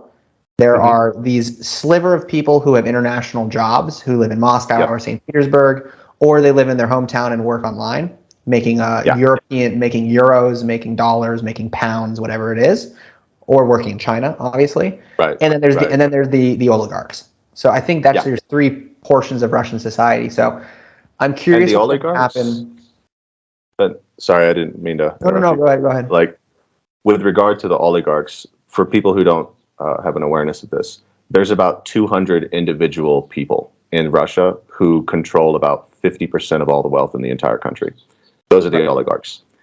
Those people, probably most of them don't even live in Russia for most of the year. No. They live in their condo in London or on their yacht in Monaco. They keep their wealth mostly in either real estate or some kind of stock investments, or in secret bank accounts in Liechtenstein and the Cayman Islands in euros and US dollars. 100%. Swiss francs or something. So, yeah, I always like to think of the Russian oligarchs like the American oligarchs of the late 1890s, 1880s, you know, the steel guys, the railroad guys, the original financial banking firm people. So, like the thing is, like, the average... Oh, go ahead. The average Russian has about as much in common with a Russian oligarch as you have in common with Jeff Bezos. 100%. Yeah. I mean, in a weird way, yeah, they're as out of touch. And the funny part is, like, I think many Russians even know that a lot of these people were the original thieves that stole Russian wealth after the fall of the Soviet Union. So these people aren't well liked anyway. So I think, like, you know, we hear stuff in the news about the Russian oligarchs and they're feeling the pain from the, and yes, they are. I mean, I don't know if you saw, but in a certain way, it depends. It depends what sort of public assets and goods that you have accumulated, I guess, as an oligarch, because the Roman Abramovich, he was the owner of Chelsea Football Club. He had to sell it because all of his assets were frozen. So yeah, whatever. Like, fuck those guys. Who cares? But what my main point is, I'm curious to see how much the Russians can bear as far as taking these sanctions. You know, if it was increase in gas prices, increase in bread prices, increase in milk, like that's what it really, increase in potatoes. I mean, seriously, like, just for the Russian population. But I'm also curious to see what happens while simultaneously dealing with crazy inflation. That's what I'm saying. Yeah. So, and then I'm also curious what will happen to this shred of a Russian middle class that either has a job abroad but lives in Russia, or is a business owner, either small business or medium-sized enterprise in Russia today. Soon enough, they won't be able to pay their staff, and they won't be able to and they can't do international transactions, which, I mean, for some businesses could shut your business off in 1 day. So yeah, especially if you're living in a part of Russia like Sakhalin or Vladivostok, for example, where most of your business is done with, like, Japan and Korea and stuff. Right, or China, sure. Or China, yeah. Yeah. So, like in Sakhalin, the most common foreign languages that people learn in school, other than English, would be Korean and Japanese, because it's business. It's not surprising. Yeah, it's not surprising. So I'm curious. I guess I'm curious, like, what do you, okay, so we know Ukraine is getting fucked up. Like, we know, like, we can see, I mean, there's of course lots of propaganda. I would love to talk about Russian propaganda with you as well real quick, but I guess, like, what do you see over the next, like, X amount of, like, let's say 20 days, 2 months, like, what's your idea of what's happening and what will happen? I can make a couple of predictions, and they're going to be separate for both sides. Sure. Because I don't see Russia just straight up taking Ukraine and being like, this is all Russia. Like, maybe part of it, but not all of it. But on the Russian side, I can see a lot of people are already basically having their lives ruined. Like, they have no money now. Whatever money they have is worth nothing. Everything's gone up in price. Their business is thrashed. Their job is gone because whatever company hired them has gone under. So, and at the same time, and this is why I think all the sanctions are dumb. Well, I mean, sanctions in general are kind of like the pussyfoot's way of dealing with a problem. Like, if you have a problem, deal with it, and if it's not a problem, leave it alone. but don't do this like weird pussy halfway thing where it's like, well, we're just going to torture poor people. Like, Yeah, sure. because anyone in Russia who has any kind of money holds the majority of their wealth outside of Russia in some form or another. It's the same thing with Chinese oligarchs, like from China. They, that's why Vancouver is like half Chinese. That's why they own all of the fucking real estate in the entire city, because they don't want to have it in China. Right. And I wouldn't either. I don't blame them for that. It can be seized at any point. I mean, the point is that there is no rule of law in these countries. I think that's the main point. So they know their assets can be seized without warning and without due process. I think is the point, right? Right. And as for my prediction for Russia, the reason I think that the sanctions are going to have a negative result is that, put yourself in the shoes of a normal Russian person. I'm not a Russian person, but I'm just imagining if I were one. You're living in some random city, because that's where most Russians live. Most Russians are not in Moscow or St. Petersburg. They live in some random place you've never heard of. Right. And all of a sudden, for reasons you don't understand, because to have access to outside information, you need to use a VPN and risk going to jail. And also, maybe you don't have a computer because you have no money.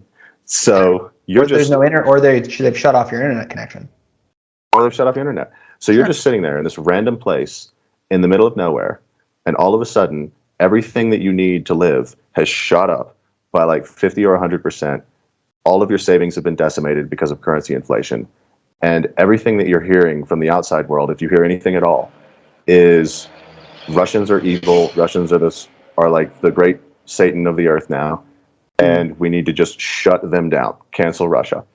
Well, if you're just a normal Russian sitting there listening to that, you have no idea what the fuck is going on. So you're just like, well, we're clearly under attack.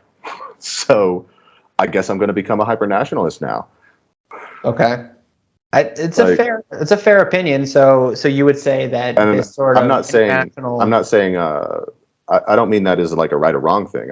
That's what I would expect.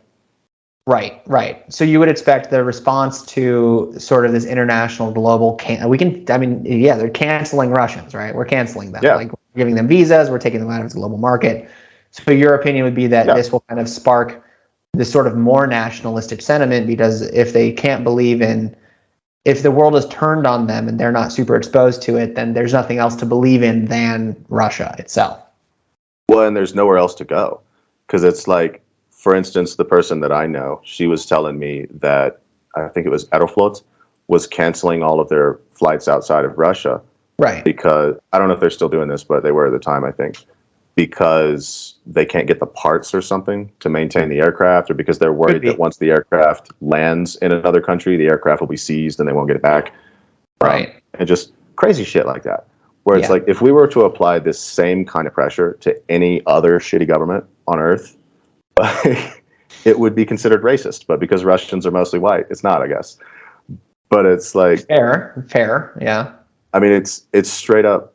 There's actually a joke on the parts of the internet that I frequent. Well, I don't want to say frequent. It's not like I live online, but I don't trust mainstream news, so I get it from elsewhere. Neither do I, my friend. And there's a joke going around. There's two jokes. One is woke war one. That's what this is. Woke war one. Okay. Because so many of the people who are super into it, first off, didn't know that Ukraine existed until a month ago, literally 4 weeks ago, or they thought it was in Russia. And now it's the most important thing in their lives because they're woke. Like, it's the woke thing. It's like, what about the transgenders in Ukraine? What about women? What about this and that and the other? Ukraine is fighting for their democracy and this and that and all of that, right? And it's like, okay, but why right now? Like, why is this the thing for you right now, person in Oregon? Like, why is this what you care about at this moment? Is it because someone told you to? Like, because you didn't care a month ago. Right. Like, the war in Donbass has been going on since 2014. You didn't give a fuck until just now. Like, it's a very fair point. Yeah. Oh, it's not me saying right or wrong. I'm not making a moral judgment one way or the other. I'm neither Russian nor Ukrainian. I'm just some American guy who's lived in that part of the world and who likes both of these countries. Like, I don't want either of them to get fucked up. And the thing that weirds me out is you and I are both American. Let's just use America as an example here. 1 in 5 Americans is currently living on welfare. Most Americans could not handle a sudden emergency expense of a few $100s if they suddenly had to. $400, yeah. Yeah. And what is it, like 25% of us have graduated from college? Is it that low? And most of us are obese to the point where it's a fucking problem. Like, even when I was in the military, I was hearing about how it was a national security issue because the military couldn't find enough young people who weren't horribly obese who could actually go to training. Like, not even make it through training, just go there. Right. We have problems in the US. What does gas cost right now? That was before Ukraine. What does everything else cost? What's the inflation rate right now? That was all before Ukraine. We have so many things to care about at this moment in Ukraine, in America. Mm-hmm. Why all of a sudden? Yeah, why now? Sure. Why now?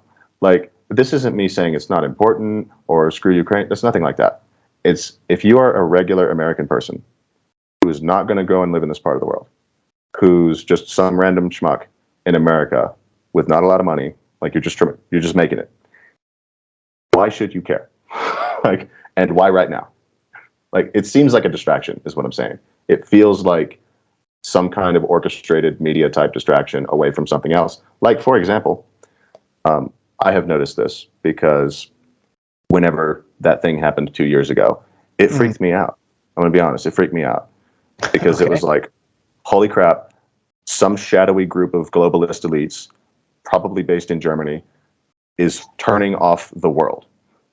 Right. Like, for an indeterminate period of time until every human being in existence gets injected with a mysterious substance that no one knows what the fuck is going to do to you in 10 years. Like, it could be fine. It could not be fine. We don't know. But it's spooky.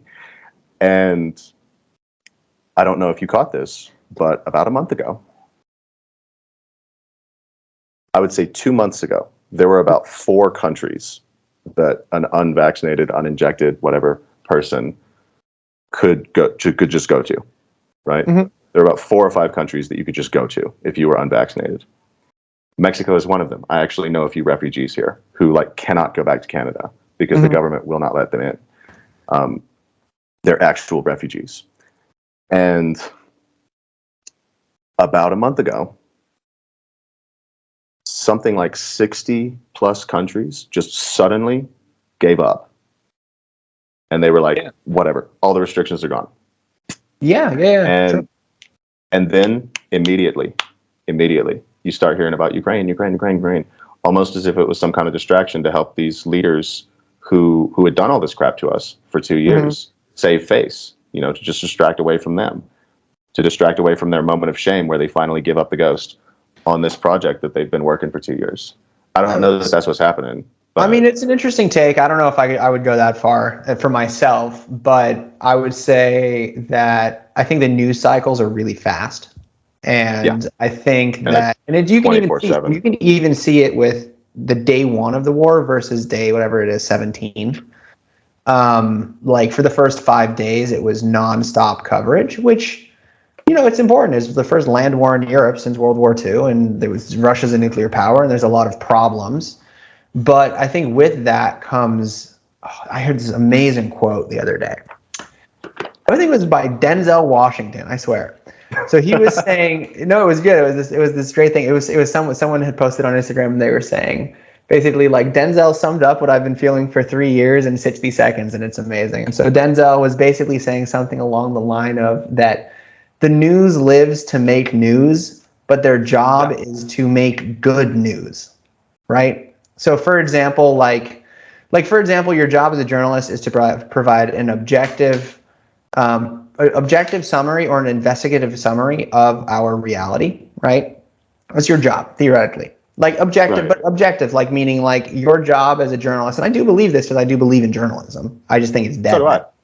So your objective as a journalist is to as objectively as you can, identify and present truth to the population so that they can be informed on today's issues, right? So of course that's a really tough mission, but the whole point is to be as objective and as real as possible. And so with Ukraine, and I'd like to shift this into the propaganda section of this talk, is that there's been the news, especially covering, all the, what will not be named, as well as even this in the short time, is that the news is pumping out information without verifying any of the information that they're pumping out, right? And so I think people are slowly starting to wake up to this, and I think some things like this are actually starting to show people how, especially what's happened over the last 2 years, but especially with this, show how the news in any country is almost as bad as Russian state media, because they're feeding you narratives that have an agenda, and worse than that, are verifiably untrue, with just a little bit of scrutiny put onto it. A little bit of fire put under the pan, right? And it's crazy, because the thing is, in Russia right now, you may or may not know, I think the Russian state recently declared Facebook and either Twitter or Instagram as extremist organizations. Yeah, extremist terrorist organization. It was Meta. It was just the company Meta, and Twitter maybe. But I think Twitter was already banned in Russia, maybe. I think it was. But the thing is, are they even wrong? No, I mean it's a fair point. So it's like, for example, leaving it on. I mean, the thing is, like, the misinformation at this point is like completely out of hand. And it's even hard to verify any sort of source of information you get, because, I want to believe certain outlets, but you just can't, because you just go back through the record and they're just wrong on so many things months later. And at a certain point, it's just not good enough. So like have you heard, I guess, so it's an interesting thing, because at least in Western media, Russia has been characterized as the villain, and Ukraine has been characterized as this sort of resilient story of people who are under stress, fighting back against like the 300 Spartans. Yeah, which, in a lot of ways isn't wrong. But the thing is, the way that they're characterizing it isn't necessarily true to the actual story that's happening and the reason that it's happening, right? Right. So, I also think two of the things that creep me out about media in general. Like, I'm not going to pretend like media in other countries isn't censored and it isn't weird.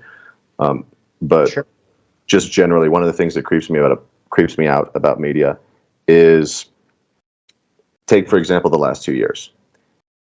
Anybody who hadn't gotten any of their injections, whatever term was being used to describe those people, if you had taken that sentence from a politician speaking about it, from a media person, a talking head, whatever, if you had just taken a statement from them, changed nothing except for that term, and changed it to the name of some particular race or ethnic group, would it sound crazy as fuck?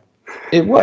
There's a lot of examples of this now, right? I mean, there's endless examples of that. Yeah, it's like what's permissible under the laws of media versus what isn't permissible. So, but I mean, I guess with regards to staying on the Russia topic, I want to focus in on the Russia. So, well, that was what I was getting at. Is this thing with Russia, as far as what I see, is just a continuation of the last 2 years, where there's a joke that Vladimir Putin cured COVID. If we're not allowed to say that, you could just bleep that word out. But there's a joke that Vladimir Putin is like our Batman. He's not the hero we need, but he's the hero we deserve. And he cured it by himself, because since Ukraine kicked off, have you heard a word about it? No, I haven't. No. And no one's talking about the 10 million Ukrainian refugees who are now pouring into Europe, which of course is fair, but especially with regards to, you couldn't. I don't blame them. I don't blame them either, but what I'm saying is, you couldn't even get into Europe as an American if you didn't have a vaccine for almost a year and a half. Yeah, you couldn't get into Ukraine. Yeah, but you could go to the Ukraine, which I like. So I guess so no, I totally agree with you on that. So, but in general, the narrative about it. Right. I'm saying that they haven't really.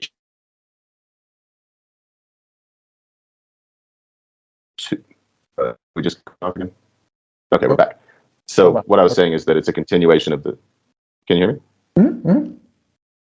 So I was saying that it's just a continuation of the same narrative. Like, most people have not been paying attention for the past 2 years, because most people got the shots. So most people are like, whatever, I'm done. It's not my problem anymore. Fair. Fine. But if you had been paying attention, you would have noticed that it got increasingly more creepy.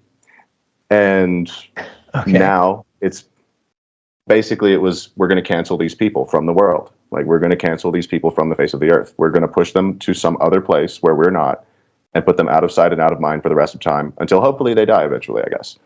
Right. But what you're hearing now, the rhetoric towards Russian people, is weirdly similar. And it's not even weird, though, because it's like, think about it. If you're working for a media company, you've got to think 95+% of all media outlets, local and national, in the US are ultimately owned by 6 individual people. Sure. So there's collaboration. And it's not like there's that many moving parts, right? Why would you go through all the trouble to change this narrative that you've been crafting for 2 fucking years just for this new thing when there's a new thing happening all the time? Why would you go through all the trouble? Why would you not just modify it for this new thing and carry on? So it's like, let's cancel Russia. And the thing is, I totally get the Ukrainian perspective. I get it. Where it's like, you're under attack. Fair enough. Fight back. I understand. But if you're on the other side of the planet, you have no idea what's going on. This is a part of the world you didn't know existed until a month ago, because some talking head on the TV told you it existed, and he told you what to think and feel about it. And now, all of a sudden, you're changing like your profile photo on Facebook or whatever, and it's like, you don't really care.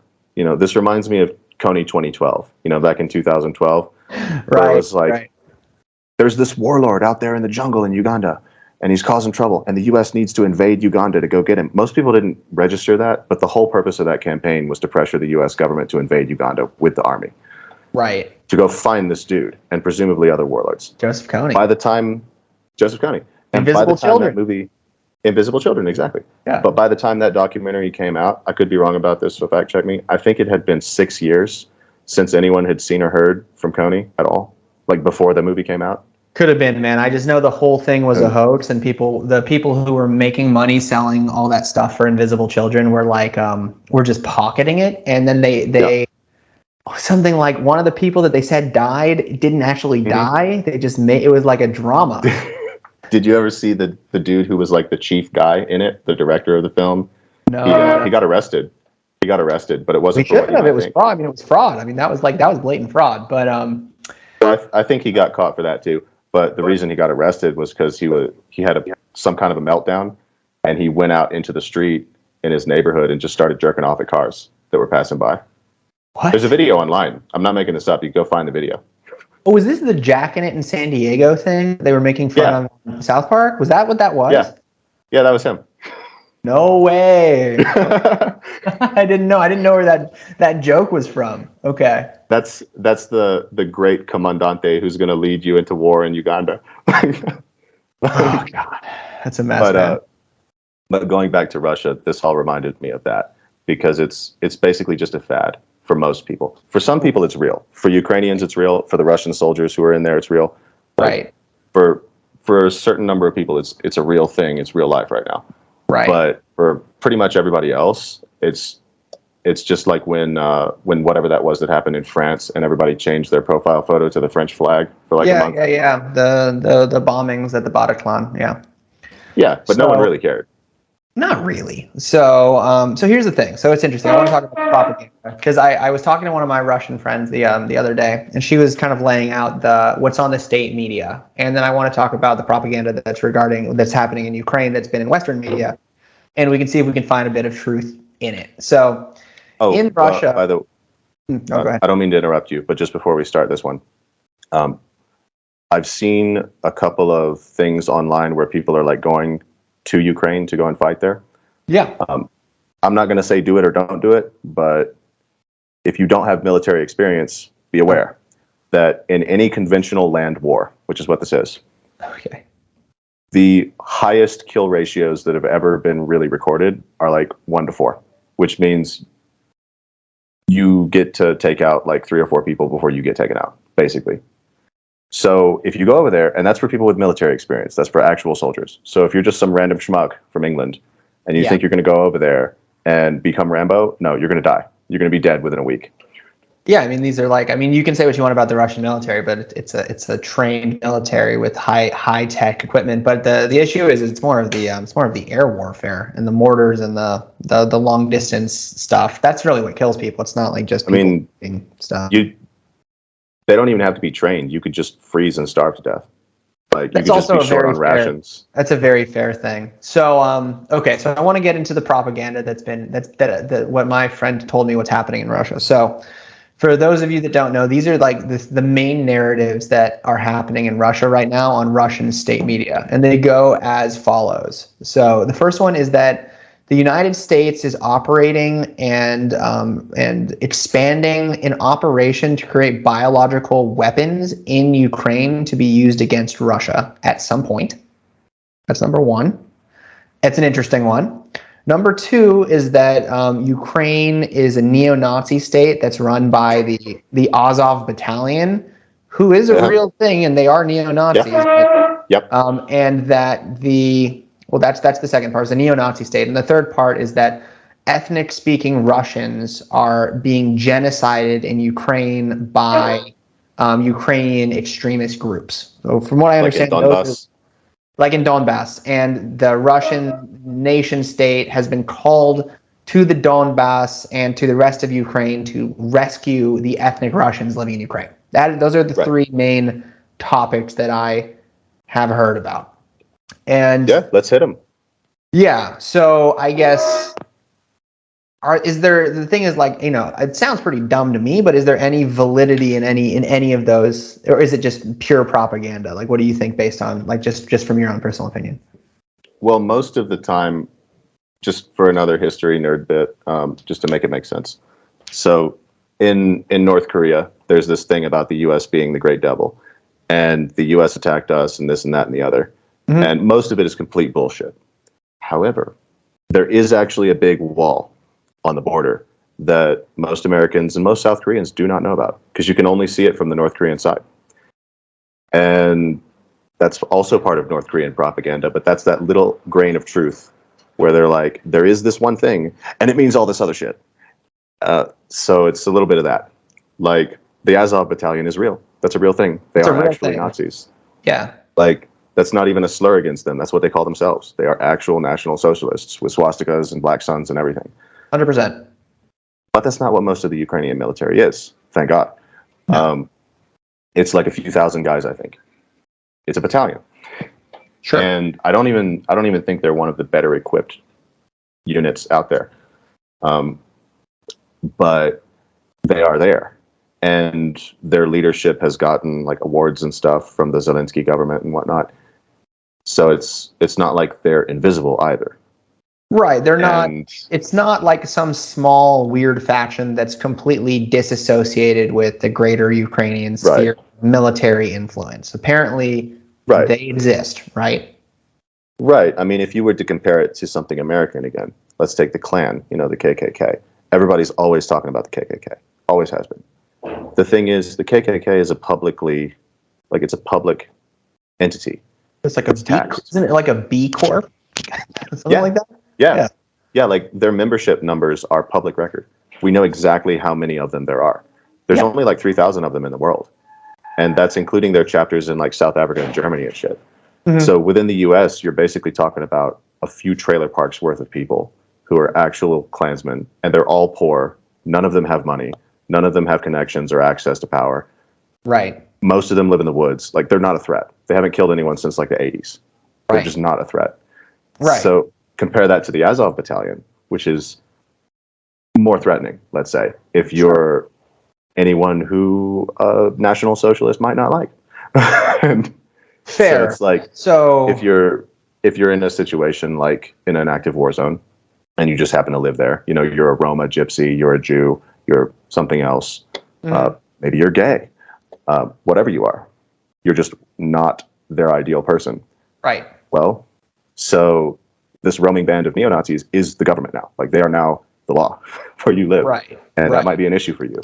Right. So, and I think with all propaganda, there's a shred of truth, or there is some shred of at least reality normally associated with it. Right. So, So that's what's happening in Russia, and I think we always think of state media as being very obvious that it's propaganda, but I mean, if that's Yeah. all people have consumed and they don't have a lot of, for example, if you speak Russia, there's not so much Russian, I would say, extra media that you could possibly consume, right? I mean, you could, like, theoretically, you could watch Ukrainian state media, you could watch Belarusian state media, you could watch Kyrgyz state media, but other than that, it's kind of like the sphere, but those are all ex-Soviet countries anyway. So, and then on the flip side, we have this sort of like new Western narrative about Ukraine, right? Which is, like, I've talked to my Ukrainian friends. It's just like what's going on there, and I like to spread this information, is just not good. Like, the Russians are using unsanctioned weapons that are banned by the Geneva Convention. Russians are clearly bombing the same way that they were bombing Syria. You know, indiscriminately targeting housing and hospitals and schools. They don't care. That's Did you hear anything from my side just now? I think there was some kind of something going on outside. No, okay, never mind.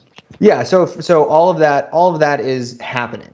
There's no doubt that that's happening, and that millions of Ukrainians' lives are being affected, and that the cities are being destroyed, and that kind of Ukraine is being destroyed right now. That is happening. It is.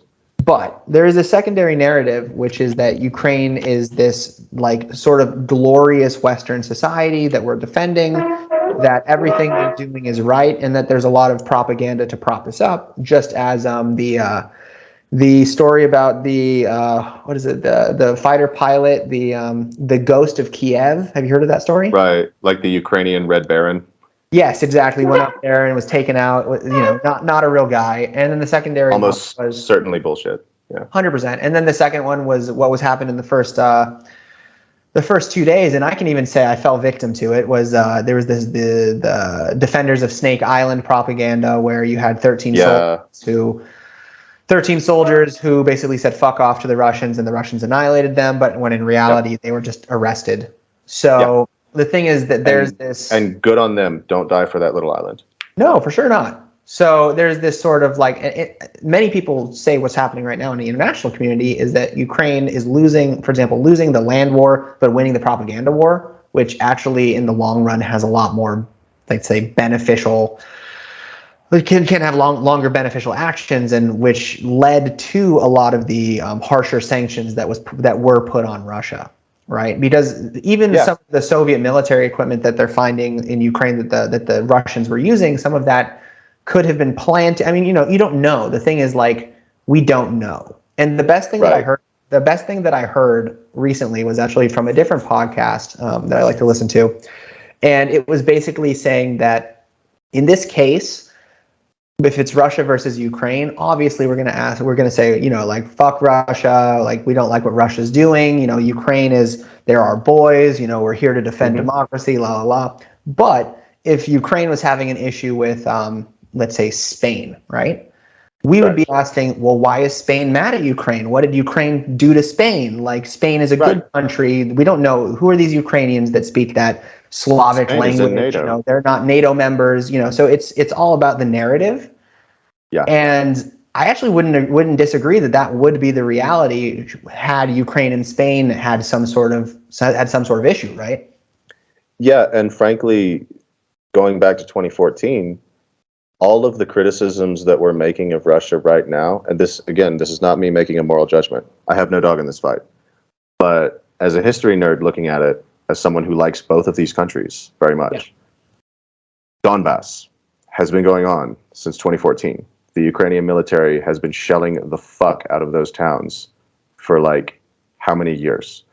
Yeah. And the only reason nobody cared is because the people on the shit end of that were Russians. And Russia's not in NATO. They're not EU. They're the big Ivan Bear to the east, who's scary. Sure. And that's where all the bad computer software comes from. Like, that's no, I mean, but it's a very fair. It's a very fair situation. I mean, like, like the only just to be clear, this is not me saying that Ukrainians deserve it or anything like that. No. I don't think that's the narrative that we're trying to propagate here. This is just two guys who both love the region, like, chatting about the region. But yeah, I just don't want anybody, like, blowing up my Telegram later being like, you motherfucker. No. That's not the point, man. The thing is, like, I think we're both Russophiles. So I think you are very, very much interested in the Russian sphere, and so am I, and that's how we met. So, and I think that's the main point, Yeah. which would be the preface. So the thing is, like, I don't want to see Ukraine being destroyed, but I also don't want to see Russia being destroyed either. That's like not something that it's not something that I want.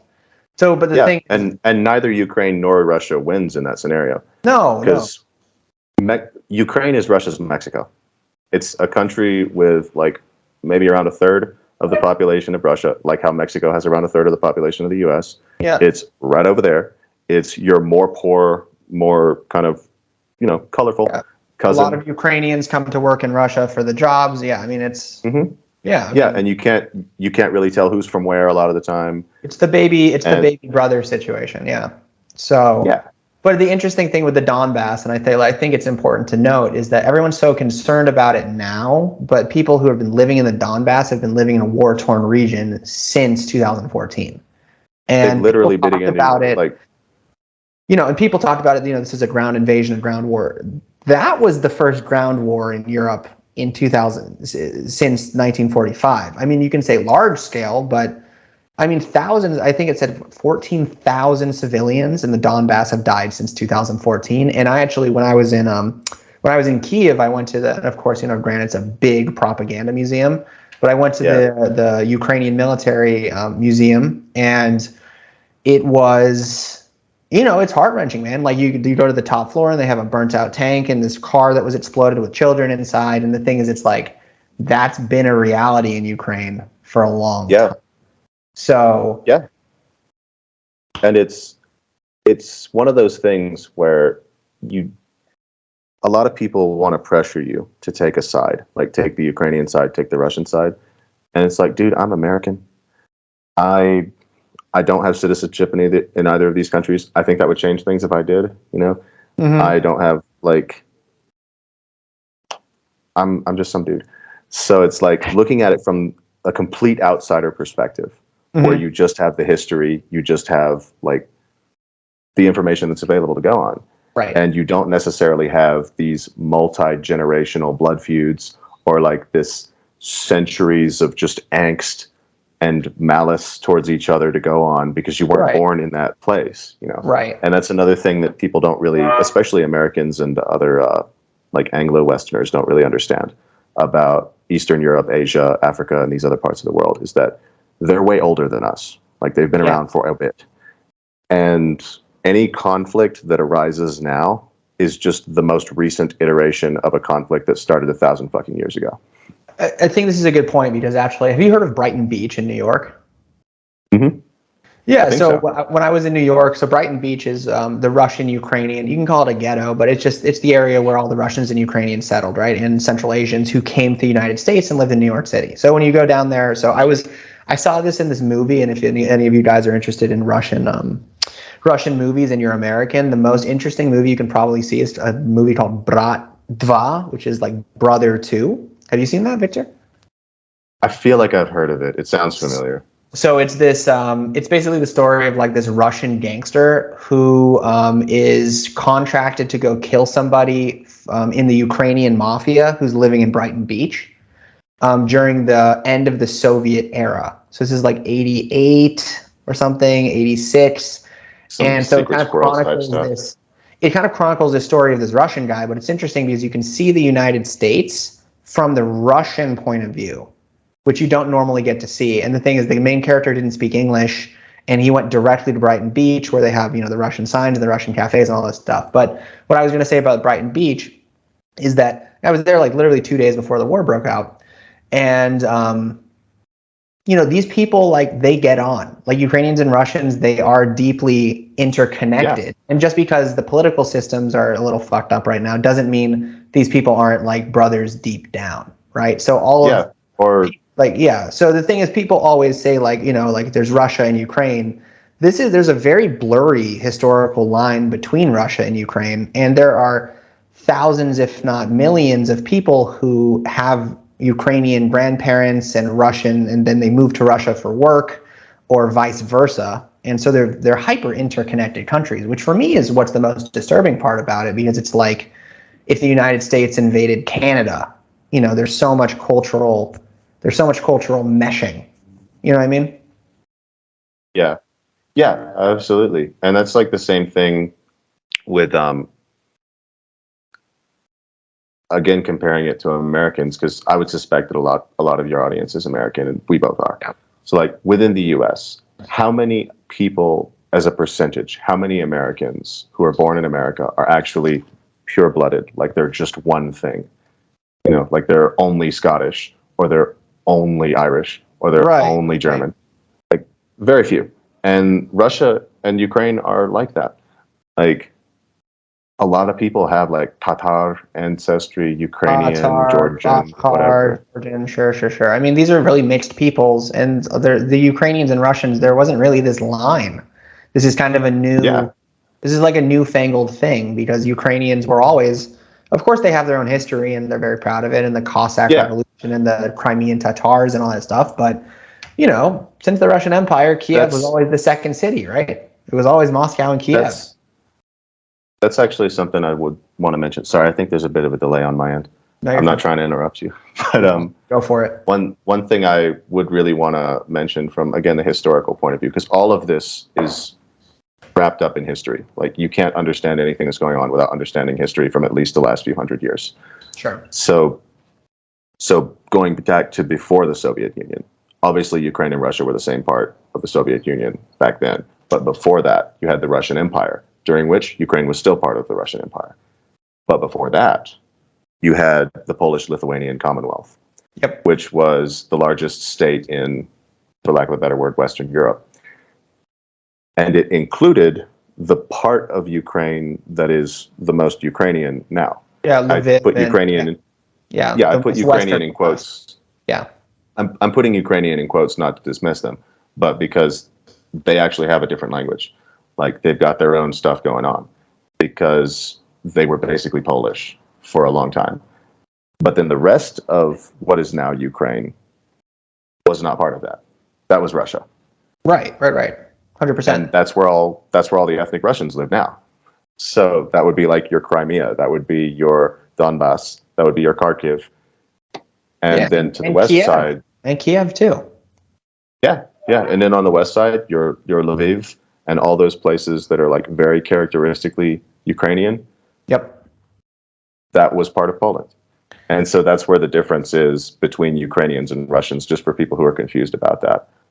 So it's like they're very intermingled, but there are actually some differences. No, an interesting thing that I would want to bring up is like a lot of these eastern cities were either built by the Soviets, right, when they were starting to industrialize Ukraine, or were kind of built by a mishmash of different people, mostly the Russian Empire, right, like Odessa.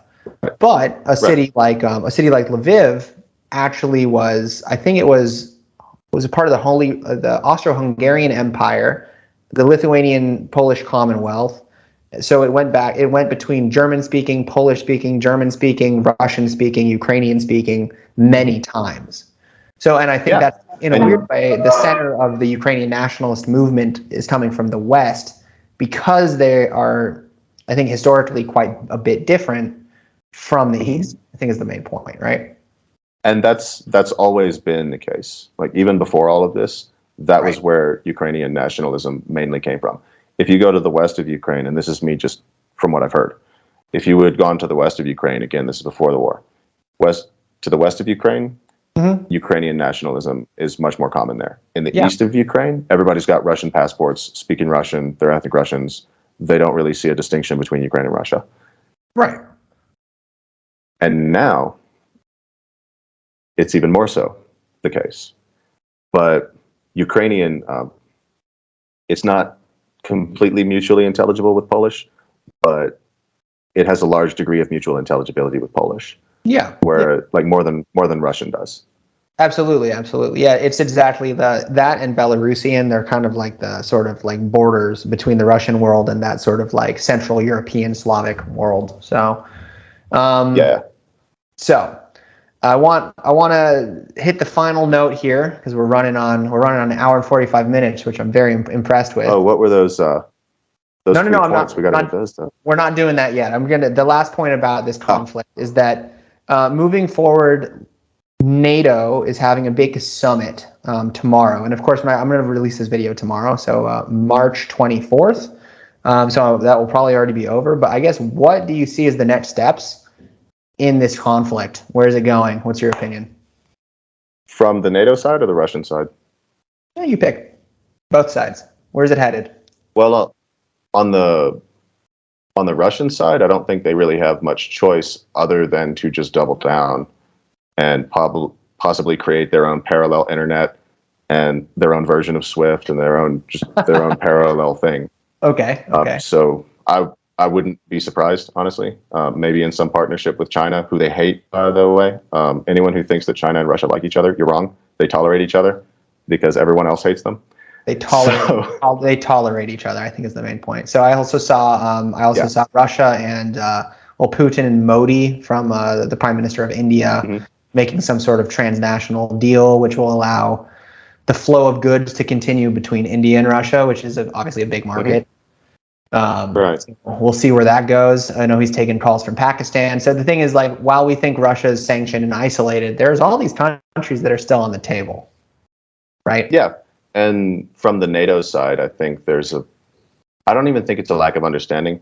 I think it's the same issue that you have on the Russian side, which is that your elites, the people who are actually making these decisions that are making things difficult for you right now, whoever you are in the world, they don't care about you. They live in a different world with different rules. Like, you just don't live in the same reality that they do. Whatever laws you think you have to follow to get by in this world, they don't have to follow those laws. Right. Those laws are for you, not them. And on the NATO side, the reason I say that is because I don't want to make it sound like, okay, on the NATO side, they're looking out for the interests of America. No, they're not. They're looking out for their own. And what that probably is going to mean is turning the screws tighter on Russia, because Russia's right now trying to fuck up their globalist project, which they profit from tremendously. Like, if I were them, I would do that. If I were an evil globalist sociopath, I would do exactly the same thing. And the result of that probably is going to be multiple spheres on the planet Earth. Like, right now, we're living under the Pax Americana, which is for lack of a better term, the global order, where we have a bunch of nation states, right, which each have their own very hard borders, like it's a line on a map. But prior to the end of European colonization on the Earth, there were only like 70 countries in the world. Now there's more than 200. 100%, yeah. And almost all of those countries were some form of an empire, like a multi-ethnic, vast empire, sweeping across large tracts of land and multiple ethnic groups. We're probably going to go back to that. Like, not immediately, but probably within the next 50 to 100 years. We're probably going to go back to multiple large sweeping empires. I don't know which ones they're going to be, but I would be surprised if half of the countries that exist right now continue to exist in 100 years. Oh, that's an interesting take. I actually believe in the opposite take. So I actually think that countries are breaking up into more manageable subdivisions and using alliances to retain political stability. And the subdivisions will continue to subdivide because people who live in smaller countries reap much better economic wealth and benefits. So it could go both ways. Yeah, because I would say it's going to be one of those two. I mean, it's fair. I mean, for example, I'm a big proponent of, like, big states don't work. So meaning, like, I think the United States, for example, the amount of wastage in a big state is a lot more obvious than the amount of wastage in a small state, like a Sweden, right? Or even like a Montenegro, right? Like, we always give examples of the best European countries and how it works, within their systems. But even like a Montenegro. Montenegro has, like, maybe 1 million people. It's got about 400,000, I think.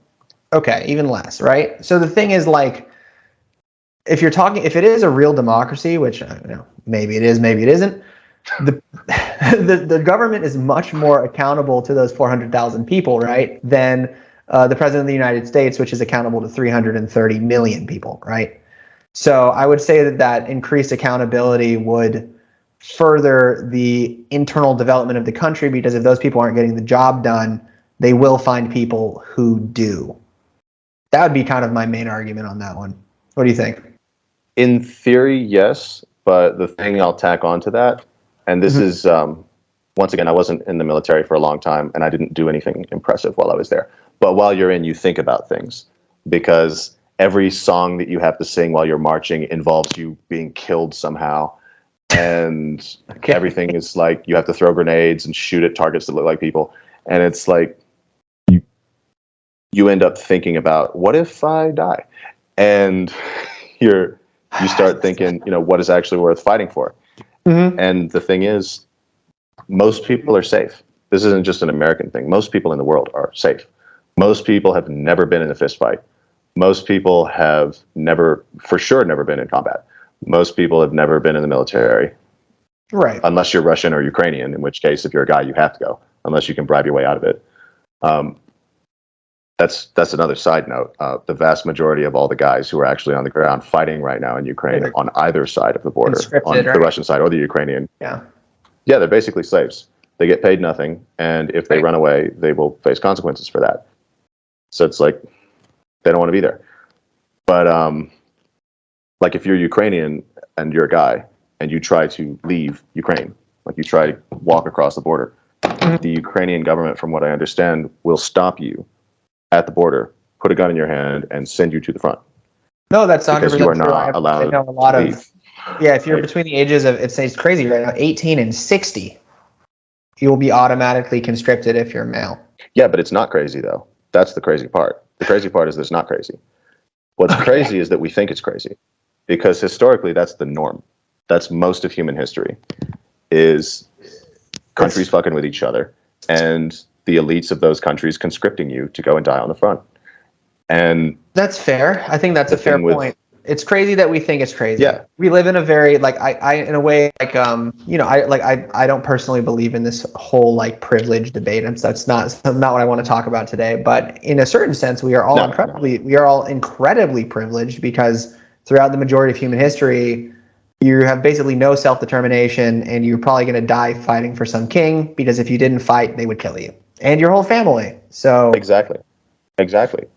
And the thing about what you were asking with the small countries is, why does Europe have all of these swell social programs that we Americans don't have? Why is it that they can afford to get free college? Why is it that their medical care is free? Why is it that they can afford to do all this stuff? Well, because they don't pay for their own damn security. America provides security for all of Europe, for Germany, for France, for all of these bastards. And I don't mean bastards as like I hate them. That's just how I talk. So Europeans, I still like you guys. Don't worry. But they don't pay for their own security. Americans do. Meanwhile, most of us can't afford a sudden expense of $400. So it's like, it's an empire. And all these little states in Europe can only survive as long as an empire is protecting them from all the other empires. Well, what happens when the US goes away? Yeah, that's fair, and I think like that goes back to this like bad deal Trump situation that he was talking about 3 or 4 years ago, that we have a bad deal just in general in the world, and the standing of every American dollar that gets spent towards our taxes. The Americans aren't necessarily seeing any of that benefit. They're going to other places, right? So when it's like, so even and even for those other, go ahead. Sorry, I think there is still a delay here. But I was saying, even for those other places, it's not a great deal, because all they're doing is just delaying their eventual ass kicking. Like, why is Germany not sanctioning Russia at the moment? Because all of their shit comes from Russia. Russia could turn the lights out in Germany tonight if it wanted to. Russia could just turn off that entire civilization, and they would have nothing. They wouldn't be able to do anything about it. Yeah. I think that's kind of the main point, and the security thing. So going with what'll happen with, to round out this conversation with what's going to happen with NATO, like for me, I think that they'll come down with some sort of increased sanction package. I think that maybe we'll see. Maybe the United States sees if they can start rattling the old drum for war. Although I don't think anyone in the United States is going to support that at this point, because our government is very unpopular, and just another war. Come on, like another one. No, I know, and I think in a certain way, the main part what they're talking about in Ukraine is the no-fly zone. I think people are really dumb. They don't realize that if you're shooting down Russian planes over Ukraine, that's declaring war on Russia. So Yeah, I and don't they're going to really, shoot back. I don't really see that happening. So like my opinion on the Ukraine situation is it's just someone had to take the bullet of Russian aggression, and it's just happened to be Ukraine because they didn't get in NATO soon enough. And I don't necessarily like. What do you think? I feel bad for Ukrainians and Russians, honestly. Like I said, I like both of them a lot. Terrible situation. And if you're a normal person on either side of this, you have nothing to do with it. Right. It's power games that are being played at a level that you will never be anywhere near. Like the room that these decisions are made in, you cannot get within 100 yards of. Security will not let you. I mean, you can't even sit at the same table as Putin and even close to him. He's like all the way at the end. Have you seen those pictures of Putin at the table? Yeah. Crazy. Yeah, and it's for for self-isolation or whatever. Right. But then you go to Ukraine and it's the same deal. Like Ukraine has always been at least as fucked up as Russia, if not more so. Yes. Like in terms of corruption and just what normal people have to deal with from their government. Yes. Like this whole thing about Ukraine defending its democracy, it doesn't have one. It never did. There's no democracy to defend. They're defending their land. I get that. I totally get that. But let's not call it something it's not. Right? Like right. I completely understand where they're coming from, but they're not England. No. I mean, Ukraine is still also run by oligarchs in a similar fashion as Russia, and there are these highly profitable Ukrainians that have nothing to do with the poor guys in Poltava or Mariupol or these other cities that basically mean nothing to most people, right? Yeah, and for a normal person on either side, once again, if you're a Russian or a Ukrainian, if you're just a normal schmuck, you're just trying to get by, trying to make it in life, trying to make a little bit of money, maybe get married, have a kid or two. You're just trying to live. Right. How would you even know the difference? How would you even know the difference, whether you're living under the Russian government or the Ukrainian government, unless somebody told you or unless the house next to you exploded from an artillery shell? I mean, that's a pretty fair statement, man. And I tend to agree with you because if you talk to Ukrainians before this crisis too, they say our government's corrupt. We don't have our pension system's fucked up. We don't have the option to have a stable job here. Our cities are falling apart. And hey, I love Ukraine. I love my time there, but being poor in Ukraine is super rough. And there is no middle class in Ukraine. There's totally people who have it and then everyone else who just doesn't have it. So it's yeah, it's just, I think the whole thing is it's an unfortunate situation between two countries that actually share more than they don't share in both a negative sense and the positive sense as well. So, I mean, totally. They were the same country until 1991.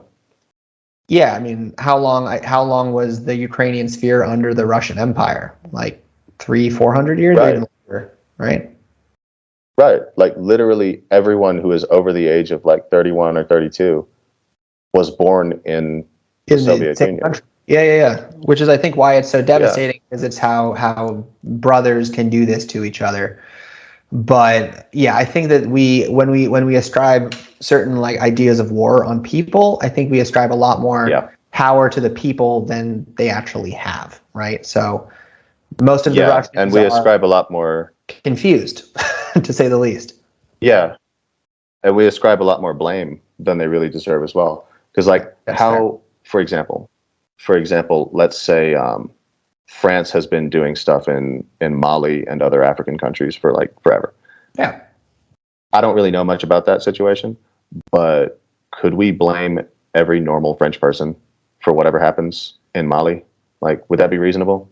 No, for sure. I mean, yeah, for sure. It's a ridiculous premise, and I just think like it gets caught up in the media shitstorm, and it has been. I haven't seen a media shit. I mean, really, like since the United States assassinated that Iranian officer in 2019, the media shitstorm that we have lived through has been unbelievable. You know what I mean? It really has. Yeah, especially like these last few years. Because it was Osama bin Laden. And then that guy got axed, and then basically until that I remember it was December 2019, and since then every day has been like it's been a parallel universe. I mean, it's really crazy being alive, I'm telling you. If I were to sum it up in a sentence, big tech, for lack of a better term, the media, politicians, wherever you live, whoever you are, these people, there aren't that many of them. There have never been that many of them. They're a small group of people who mostly know each other. They have been lying to you with every breath that they have taken since the day you were born. There has never been a second that you have survived on this earth when they were not actively trying to manipulate your emotions and lie to you. Why would you suddenly start trusting them now? About anything. That's pretty fair, man. I'll take that. I agree with you. So, all right, let's finish this up with some less depressing things. I have some funny, like not funny, but like I have some opinions that I've been seeing rolling around the internet. I'm going to call this section. We're going to start doing this on this channel. So to end the podcast, it's just going to be hot takes from the homies. Mm-hmm. So because a lot of these will be my friends. Sorry. By the way, just so that nobody thinks I'm a doomer or anything, I actually have a pretty optimistic outlook on these sorts of things, like more so than most people. Everybody else is emotional about it right now. I'm not really. Like, I don't like that it's happening, but I'm not all like emotional. It's just one of those things that happens sometimes. It sucks. Like, no one likes it, but it'll be over. And the current thing will be something else in about 3 or 4 months. Then you'll forget that Ukraine ever happened. I think you can rationalize and understand and interpret all the information. And I don't think it necessarily need all of this negativity that's put out there into the world by media corporations and big tech. It doesn't mean that you have to be a negative person, which is how I look at the news as well. Like, you have to be aware that negativity sells, and there's a lot of good people doing a lot of good things. And I think that's really the main point. So I also like to preach that as well. Because it sounds negative. It's not. It's not all negative. Right. Like, there's a difference between being realistic and being a doomer. And you and I have both been to places that we were specifically told not to go to, and we had a great time. Yeah, and I think and what I love traveling, I guess, before we get into this last little hot take section, is what I love about the Soviet sphere is that there's only negative content. And there's just this negative sentiment that floats around, just like traveling is in the Islamic world. And it's one of my favorite places to travel, because everybody, when you say, oh, I'm going to go to Iraq, or I'm going to go to Lebanon, everyone's like, huh? Or, oh, I want to go spend time in Uzbekistan, or, oh, I'm going to go to Ukraine. The only time they hear these countries' names is when the word death, suffering, nuclear war, famine are associated with it. And the fact is that there's a bunch of cool people doing a bunch of cool things, people living normal lives, and some of the most friendly people you'll probably meet, honestly.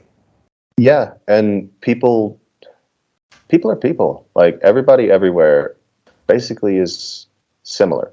Like, everybody wants to survive. Everybody wants to have enough to eat. Everybody, for the most part, most people just want to have a family and some kids and just chill. Right. And not get blown up by a fucking artillery shell. Right. Like, most people are normal. I think that's the point. And it takes me back to that, and it's in the video, but, when we were in Karabalta and that kid invited us to his house and he had his mom cook for us just because we were something different in his daily life. And that was exciting for him. And it was exciting for us to see that and to be part of that. And yeah, you can't really buy that stuff. So it's like, I try to preach, like, it's not, normally countries are not what you see. You have to go. And if you think it's only X, Y, and Z, people aren't defined by their politics. And at the end of the day, most people, 80%, pretty good people. 20%, I don't know. Depends on the country probably, but most people are pretty great, Yeah, and especially if you're talking about this part of the world, the former Soviet Union. You're talking about people who have a different mentality than you probably do. Like, they have a much higher tolerance for suffering than 100%. You might. Well, yeah. And I don't mean this in a negative way. I just mean, like, for them, for example, have you ever seen this guy's channel, Bald and Bankrupt? Of course, man. That's my dude. Shout out Benjamin. So, he made a video about him escaping from Kiev. Or Kiev, I guess. We're supposed to call it Kyiv now. I'm not sure. Whatever. Kyiv. We know what we're talking about. Kyiv, because you can't. We know what place we're talking about. Yeah. But the video that he made of him escaping from Kiev, it was everybody that he came across. Like, they were all Ukrainians, obviously getting the hell out of there. and they were just relaxed. Like for them, they weren't freaking out. They weren't screaming or being hysterical or anything like that. They were just like, yeah, this shit happens. We don't like it, but we're going to survive it. And even if we're not going to survive it, there's no point in freaking out about it, because that's not going to help. Yeah, I think the best way that I can describe the difference is like Americans are like an egg, right? Strong under certain pressure points, but very weak under almost every pressure point. Russians are like, I would say post-Soviet countries, people are like coconuts. Like you can throw it around, you can bang on it. At some point it'll crack and people will freak out. But it's not until you're like hitting it with a drill or you're shooting a gun at it to where, where it starts to crack at the seams, which I think that's well, that's another reason why people in the West are like, why was the Russian side of the military so incompetent? And we could do a whole podcast about that. But there's like, why didn't they just know what was going to happen? Why was the Ukrainian side so oblivious and all this kind of stuff? Like the Ukrainian government, up until like a week before it happened, was telling the West to chill the fuck out. But why? Well, it's because for them, all of that buildup, like not the war itself, but all the buildup to it. Mm-hmm. I mean, I don't want to speak for them, but just being around Russian-speaking people, I don't think they were really freaked out. I don't think so either. And it was an interesting thing because I talked to a lot of my Ukrainian friends and no one was panicking. I mean, obviously it's a scary situation, but it was just like, I need to move my family now. But, it's like, I'm not going to be hysterical about it. And it is kind of true. For the first week of the war, Zelensky was like, whoa, like stop with there's going to be no nuclear war. Like, we're going to figure this out. It's bad. Maybe you guys can help us, but like, just like take it easy for a second. Right. So, and that was just one more example of the media is the enemy. 100%. On either side, I genuinely don't think that this crap would have happened without the media just playing it up as much as possible. Partly, I agree with that. I think it was my main thing. I think it was going to happen, but not for like another 20 years. There's a Western power vacuum when Merkel stepped down and when Trump went out of office, and I think Putin kind of took his shot when he had it. So. I mean, there's definitely that question of, regardless of how you feel about him, like I'm not that political, but would any of this have happened under Trump? It's a good question. Solid question. I would argue no. That would be my personal opinion. But also, would this have happened under Merkel? I probably don't think so. I don't think so either. Yeah. I think that there was a bit of a shift in power dynamics in the West. And the thing is, what I will say about Putin, and I really want to get this hot takes, is that he's a very rational guy. And in the last X amount of, literally in the last 4 months, 5 months, his irrationality has gone up through the roof. So here's the first hot take. We're moving to the hot take section. Hot takes with Victor. You ready, Victor? I'm gonna list some hot takes, and you're gonna give me your opinion. All right? Keep it short and sweet. All right? So I'll try. All right. So this irrationality with Putin. Putin is sick, and he's trying to make his mark on history before he dies. Yes or no? I don't buy it. I think Putin has. I don't buy it. I think Putin is a sane, rational person who's like a Machiavellian world leader, which is what most of world leaders are. If they're at that level, like they're actually leading a large state, they're probably Machiavellian psychopaths. That's not me insulting. That's just they're different personality types. To a certain degree, yeah. Yeah. So it's like not that affected by emotion, not necessarily operating on the same moral compass, and with their own interests. Well, what is Putin's interests? He's got a cadre of oligarchs and close inner circle people around him at all times who he probably knows will kill him if he looks weak. Fair. I think that's fair. If I were Putin, I would make moves. I think you kind of have to at a certain point. Okay, so hot take number 2. We're gonna fire rounding this. Hot take number 2. The Russian people will overthrow Vladimir Putin or assassinate him. No, on both counts, no. No, on both counts. Why? So, on the count of overthrowing him, I'll take that second. On the count of killing him, no, because no one can get near him. And also, if you kill him, why would you do that? It's just going to create a power vacuum that some other crazy person is going to fill. Like, Putin's not even crazy. He's like the least bad person that you could have in power right now. And on the overthrowing count, people underestimate, like, Russia is kind of like the US in the sense that it does have a political divide as well, where a lot of people like Putin. A lot of people don't. In the same way that in America we have Republicans and Democrats and conservatives and liberals and all that kind of stuff. Like, Russia's a complex society just like we are. So would, like, if no one's going to assassinate Biden, no one's going to assassinate Putin. I'll put it that way. And I don't think either of those guys are getting whacked anytime soon. And I wouldn't encourage anyone to do that because it's just going to create an even worse problem. I agree with that. All right. Vladimir Zelensky is the hero that people need right now. I feel like the hero that people need right now is that dude, that British guy, Lord Miles Routledge. I don't know if you've heard of him. No. He's just this really cheery British dude. I think he's like 21 or something, but he's just this cheery British guy who goes to these active war zones and just hangs out with people and live streams it. He's in Ukraine right now. Wow. But he's like, yeah, we're just hanging out with people here. It's crazy, but I mean, we're alive and we're having fun. We're having a good time. We're drinking, and all the proceeds from, you know, whatever profit he's making from the live stream is going to go to buy chocolates for children or something really wholesome, you know? Yeah. I feel like he's the hero we need right now. Just a guy who's relaxed and not freaking out and just trying to put a little bit more positivity into the world. All right. I like that answer. That's a good answer. I have to check that out. You'll send me his link later. For sure. Yeah, I'll do that. All right. Last one. The West cares about what happens to Ukraine. Fuck no. No, I don't think so either. Yeah. No, absolutely not. Yeah, it's gonna be another thing to take our minds off this. And how long is this news cycle lasting? What do you think? I'm thinking 4 or 5 months.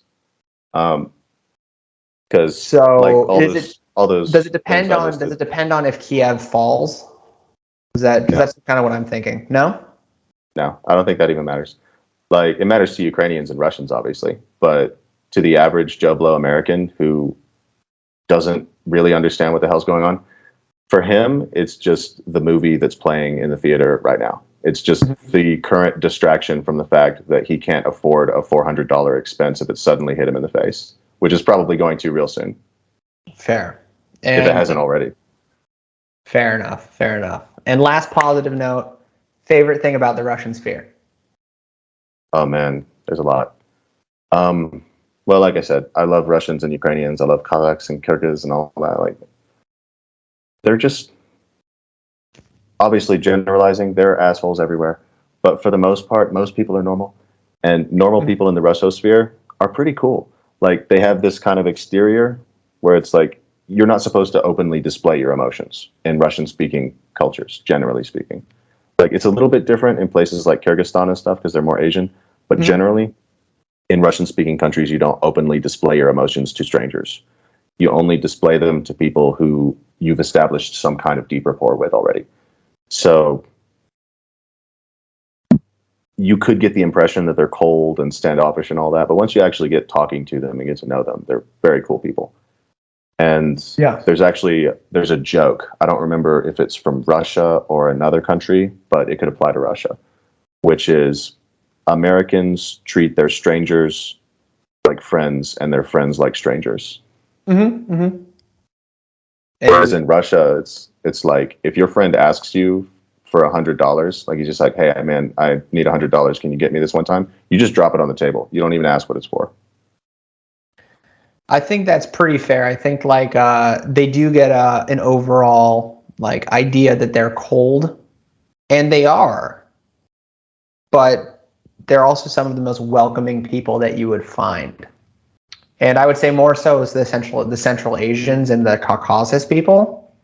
Russians, yes and no. It depends if they're living in the city or not. But pretty wholesome people. And I always say like the part of Europe that gets neglected to explore is always the most interesting part. So like I always say, travel in Eastern Europe. It's sad that it's probably going to be the end of traveling in Eastern Europe for a minute, but yeah, like these places, regardless of if there's bad things are happening now, doesn't deny the fact that these are great places to visit, whether it's Ukraine, Romania, Bulgaria, Serbia, Poland. Like these are dope places. And I think like as a guy who's been to a lot of these places, it's like, yeah, it makes you also like view your own Americanness and Western sort of mind in a little different lens, because you have to deprogram yourself a little bit to a certain extent. Absolutely. And you can learn things from everybody. Like no culture is perfect. No people group has figured everything out. So like I've learned things from Hasidic Jews and from Filipinos and from Koreans and from Russians, where it's like somebody has figured out something that you haven't figured out yet. Sure. And the only way you're going to really learn that is if you actually engage with them in a nice way, not in a social media flame war, like you suck and you're the fault. It's your fault that whatever is pissing me off right now is happening. You have to actually be a person with them. And especially with people from the Russosphere, they're not idiots. They're smart people. They're educated. Everybody knows how to read. Like they're very well educated people. Yep. Yeah, they're very smart. So it's like you can have an intelligent conversation with a Ukrainian or with a Russian or with a Kazakh and get their perspective, because guaranteed they know something you don't, and vice versa. Yeah, totally. I totally agree with you. Like they're some of the most well-read people out of any country, any peoples from any country I've ever met, at least like that sphere. And yeah, food culture needs a little improvement, but other than that, the Stolovayas are great. All right, man. I think we've done it. I gotta get out of here. But do you have any last note for the people? Or what are you working on these days? Well, I'm planning on launching a website pretty soon, maybe a YouTube channel, and I do a lot of ghostwriting. So anybody who wants mostly I'm doing mental health and medical type stuff right now. But anybody who wants anything in that realm, or any kind of geopolitical analysis or geography, history, that kind of stuff, for your website, I'm a ghostwriter. So your name's on it, but I wrote it. But as far as Ukraine, Russia, and the Russosphere, just remember that they're all people. Like, they're all people. And the best thing you can do is just try to imagine if you were just a regular person, not the president, not the general, just some guy on the ground in any of these places. It doesn't even have to be Ukraine or Russia. It could be Kazakhstan, it could be Uzbekistan, but just anywhere. Just if I were a regular person, not with a lot of money, probably not going to travel all over the world, like I'm just some dude, how would I feel if I were to say the things that I'm about to say to this person or about this person? And that's generally a good thing to go on, because it's like, I mean, we're Americans. Like, we've heard it all. Like, everybody's called us everything. So, I mean, it shouldn't be that hard of a leap to take. And it's one of the big takeaways from this whole thing, I think, is just, it's another war. War sucks. People die in war. Nobody likes it, unless you're a crazy person. Nobody likes war. At some point, it will end. Thank God. And when that happens, we'll be buddy-buddy again. Like Poland and Germany are right now. Like, they're not buddy-buddy, but they're not killing each other anymore. Sure. And that wasn't that long ago. That's true. That's true. So it's going to get better. It's going to get better. And in the meantime, just try to be as understanding and nice to each other as possible, because at some point you're going to have to look at each other again. And you want that next meeting to be with as little awkwardness as possible, I would hope. I think that's fair. That's fair advice, my friend. All right. Well, I'll put your contact information, and then you'll send me whenever you do make your YouTube channel and when you get your blogs and all that stuff going. I will link it to this video so people know where to find you. Big Victor Pence, thank you for being on the podcast, my friend. And I will let you know when this goes up, and we'll be in touch about having you on here again. Okay. Sure. And if there's anything that you need to bleep out or any of that, use your better judgment. Judgment face is on, bro. All right, man. That was fun. I hope you had a good time. I was saying, what was that last part? I was saying that was fun. We should definitely do it again, and I'll send you some voice notes later in the week. Okay. Yeah, absolutely. Yeah, we can definitely do this again. This was fun. All right, bro. I will catch you later. That was quite the we almost did 2.5 hours. Crazy. I could do more. It's interesting stuff. It is. It is. It Like, is. I mean, the geography and all that. The war stuff is sad. No one likes that, but all the Yeah. other stuff, the culture stuff. We'll figure out. I'll figure out another topic. Yeah, maybe in like a couple months we'll run it back. Okay. Totally. Yeah, All right, man. We'll be in touch. I'll talk to you later. Thanks for coming out, bro. absolutely. Thanks for having me. You All have a right. good one out there, man. Later, Vic. Bye.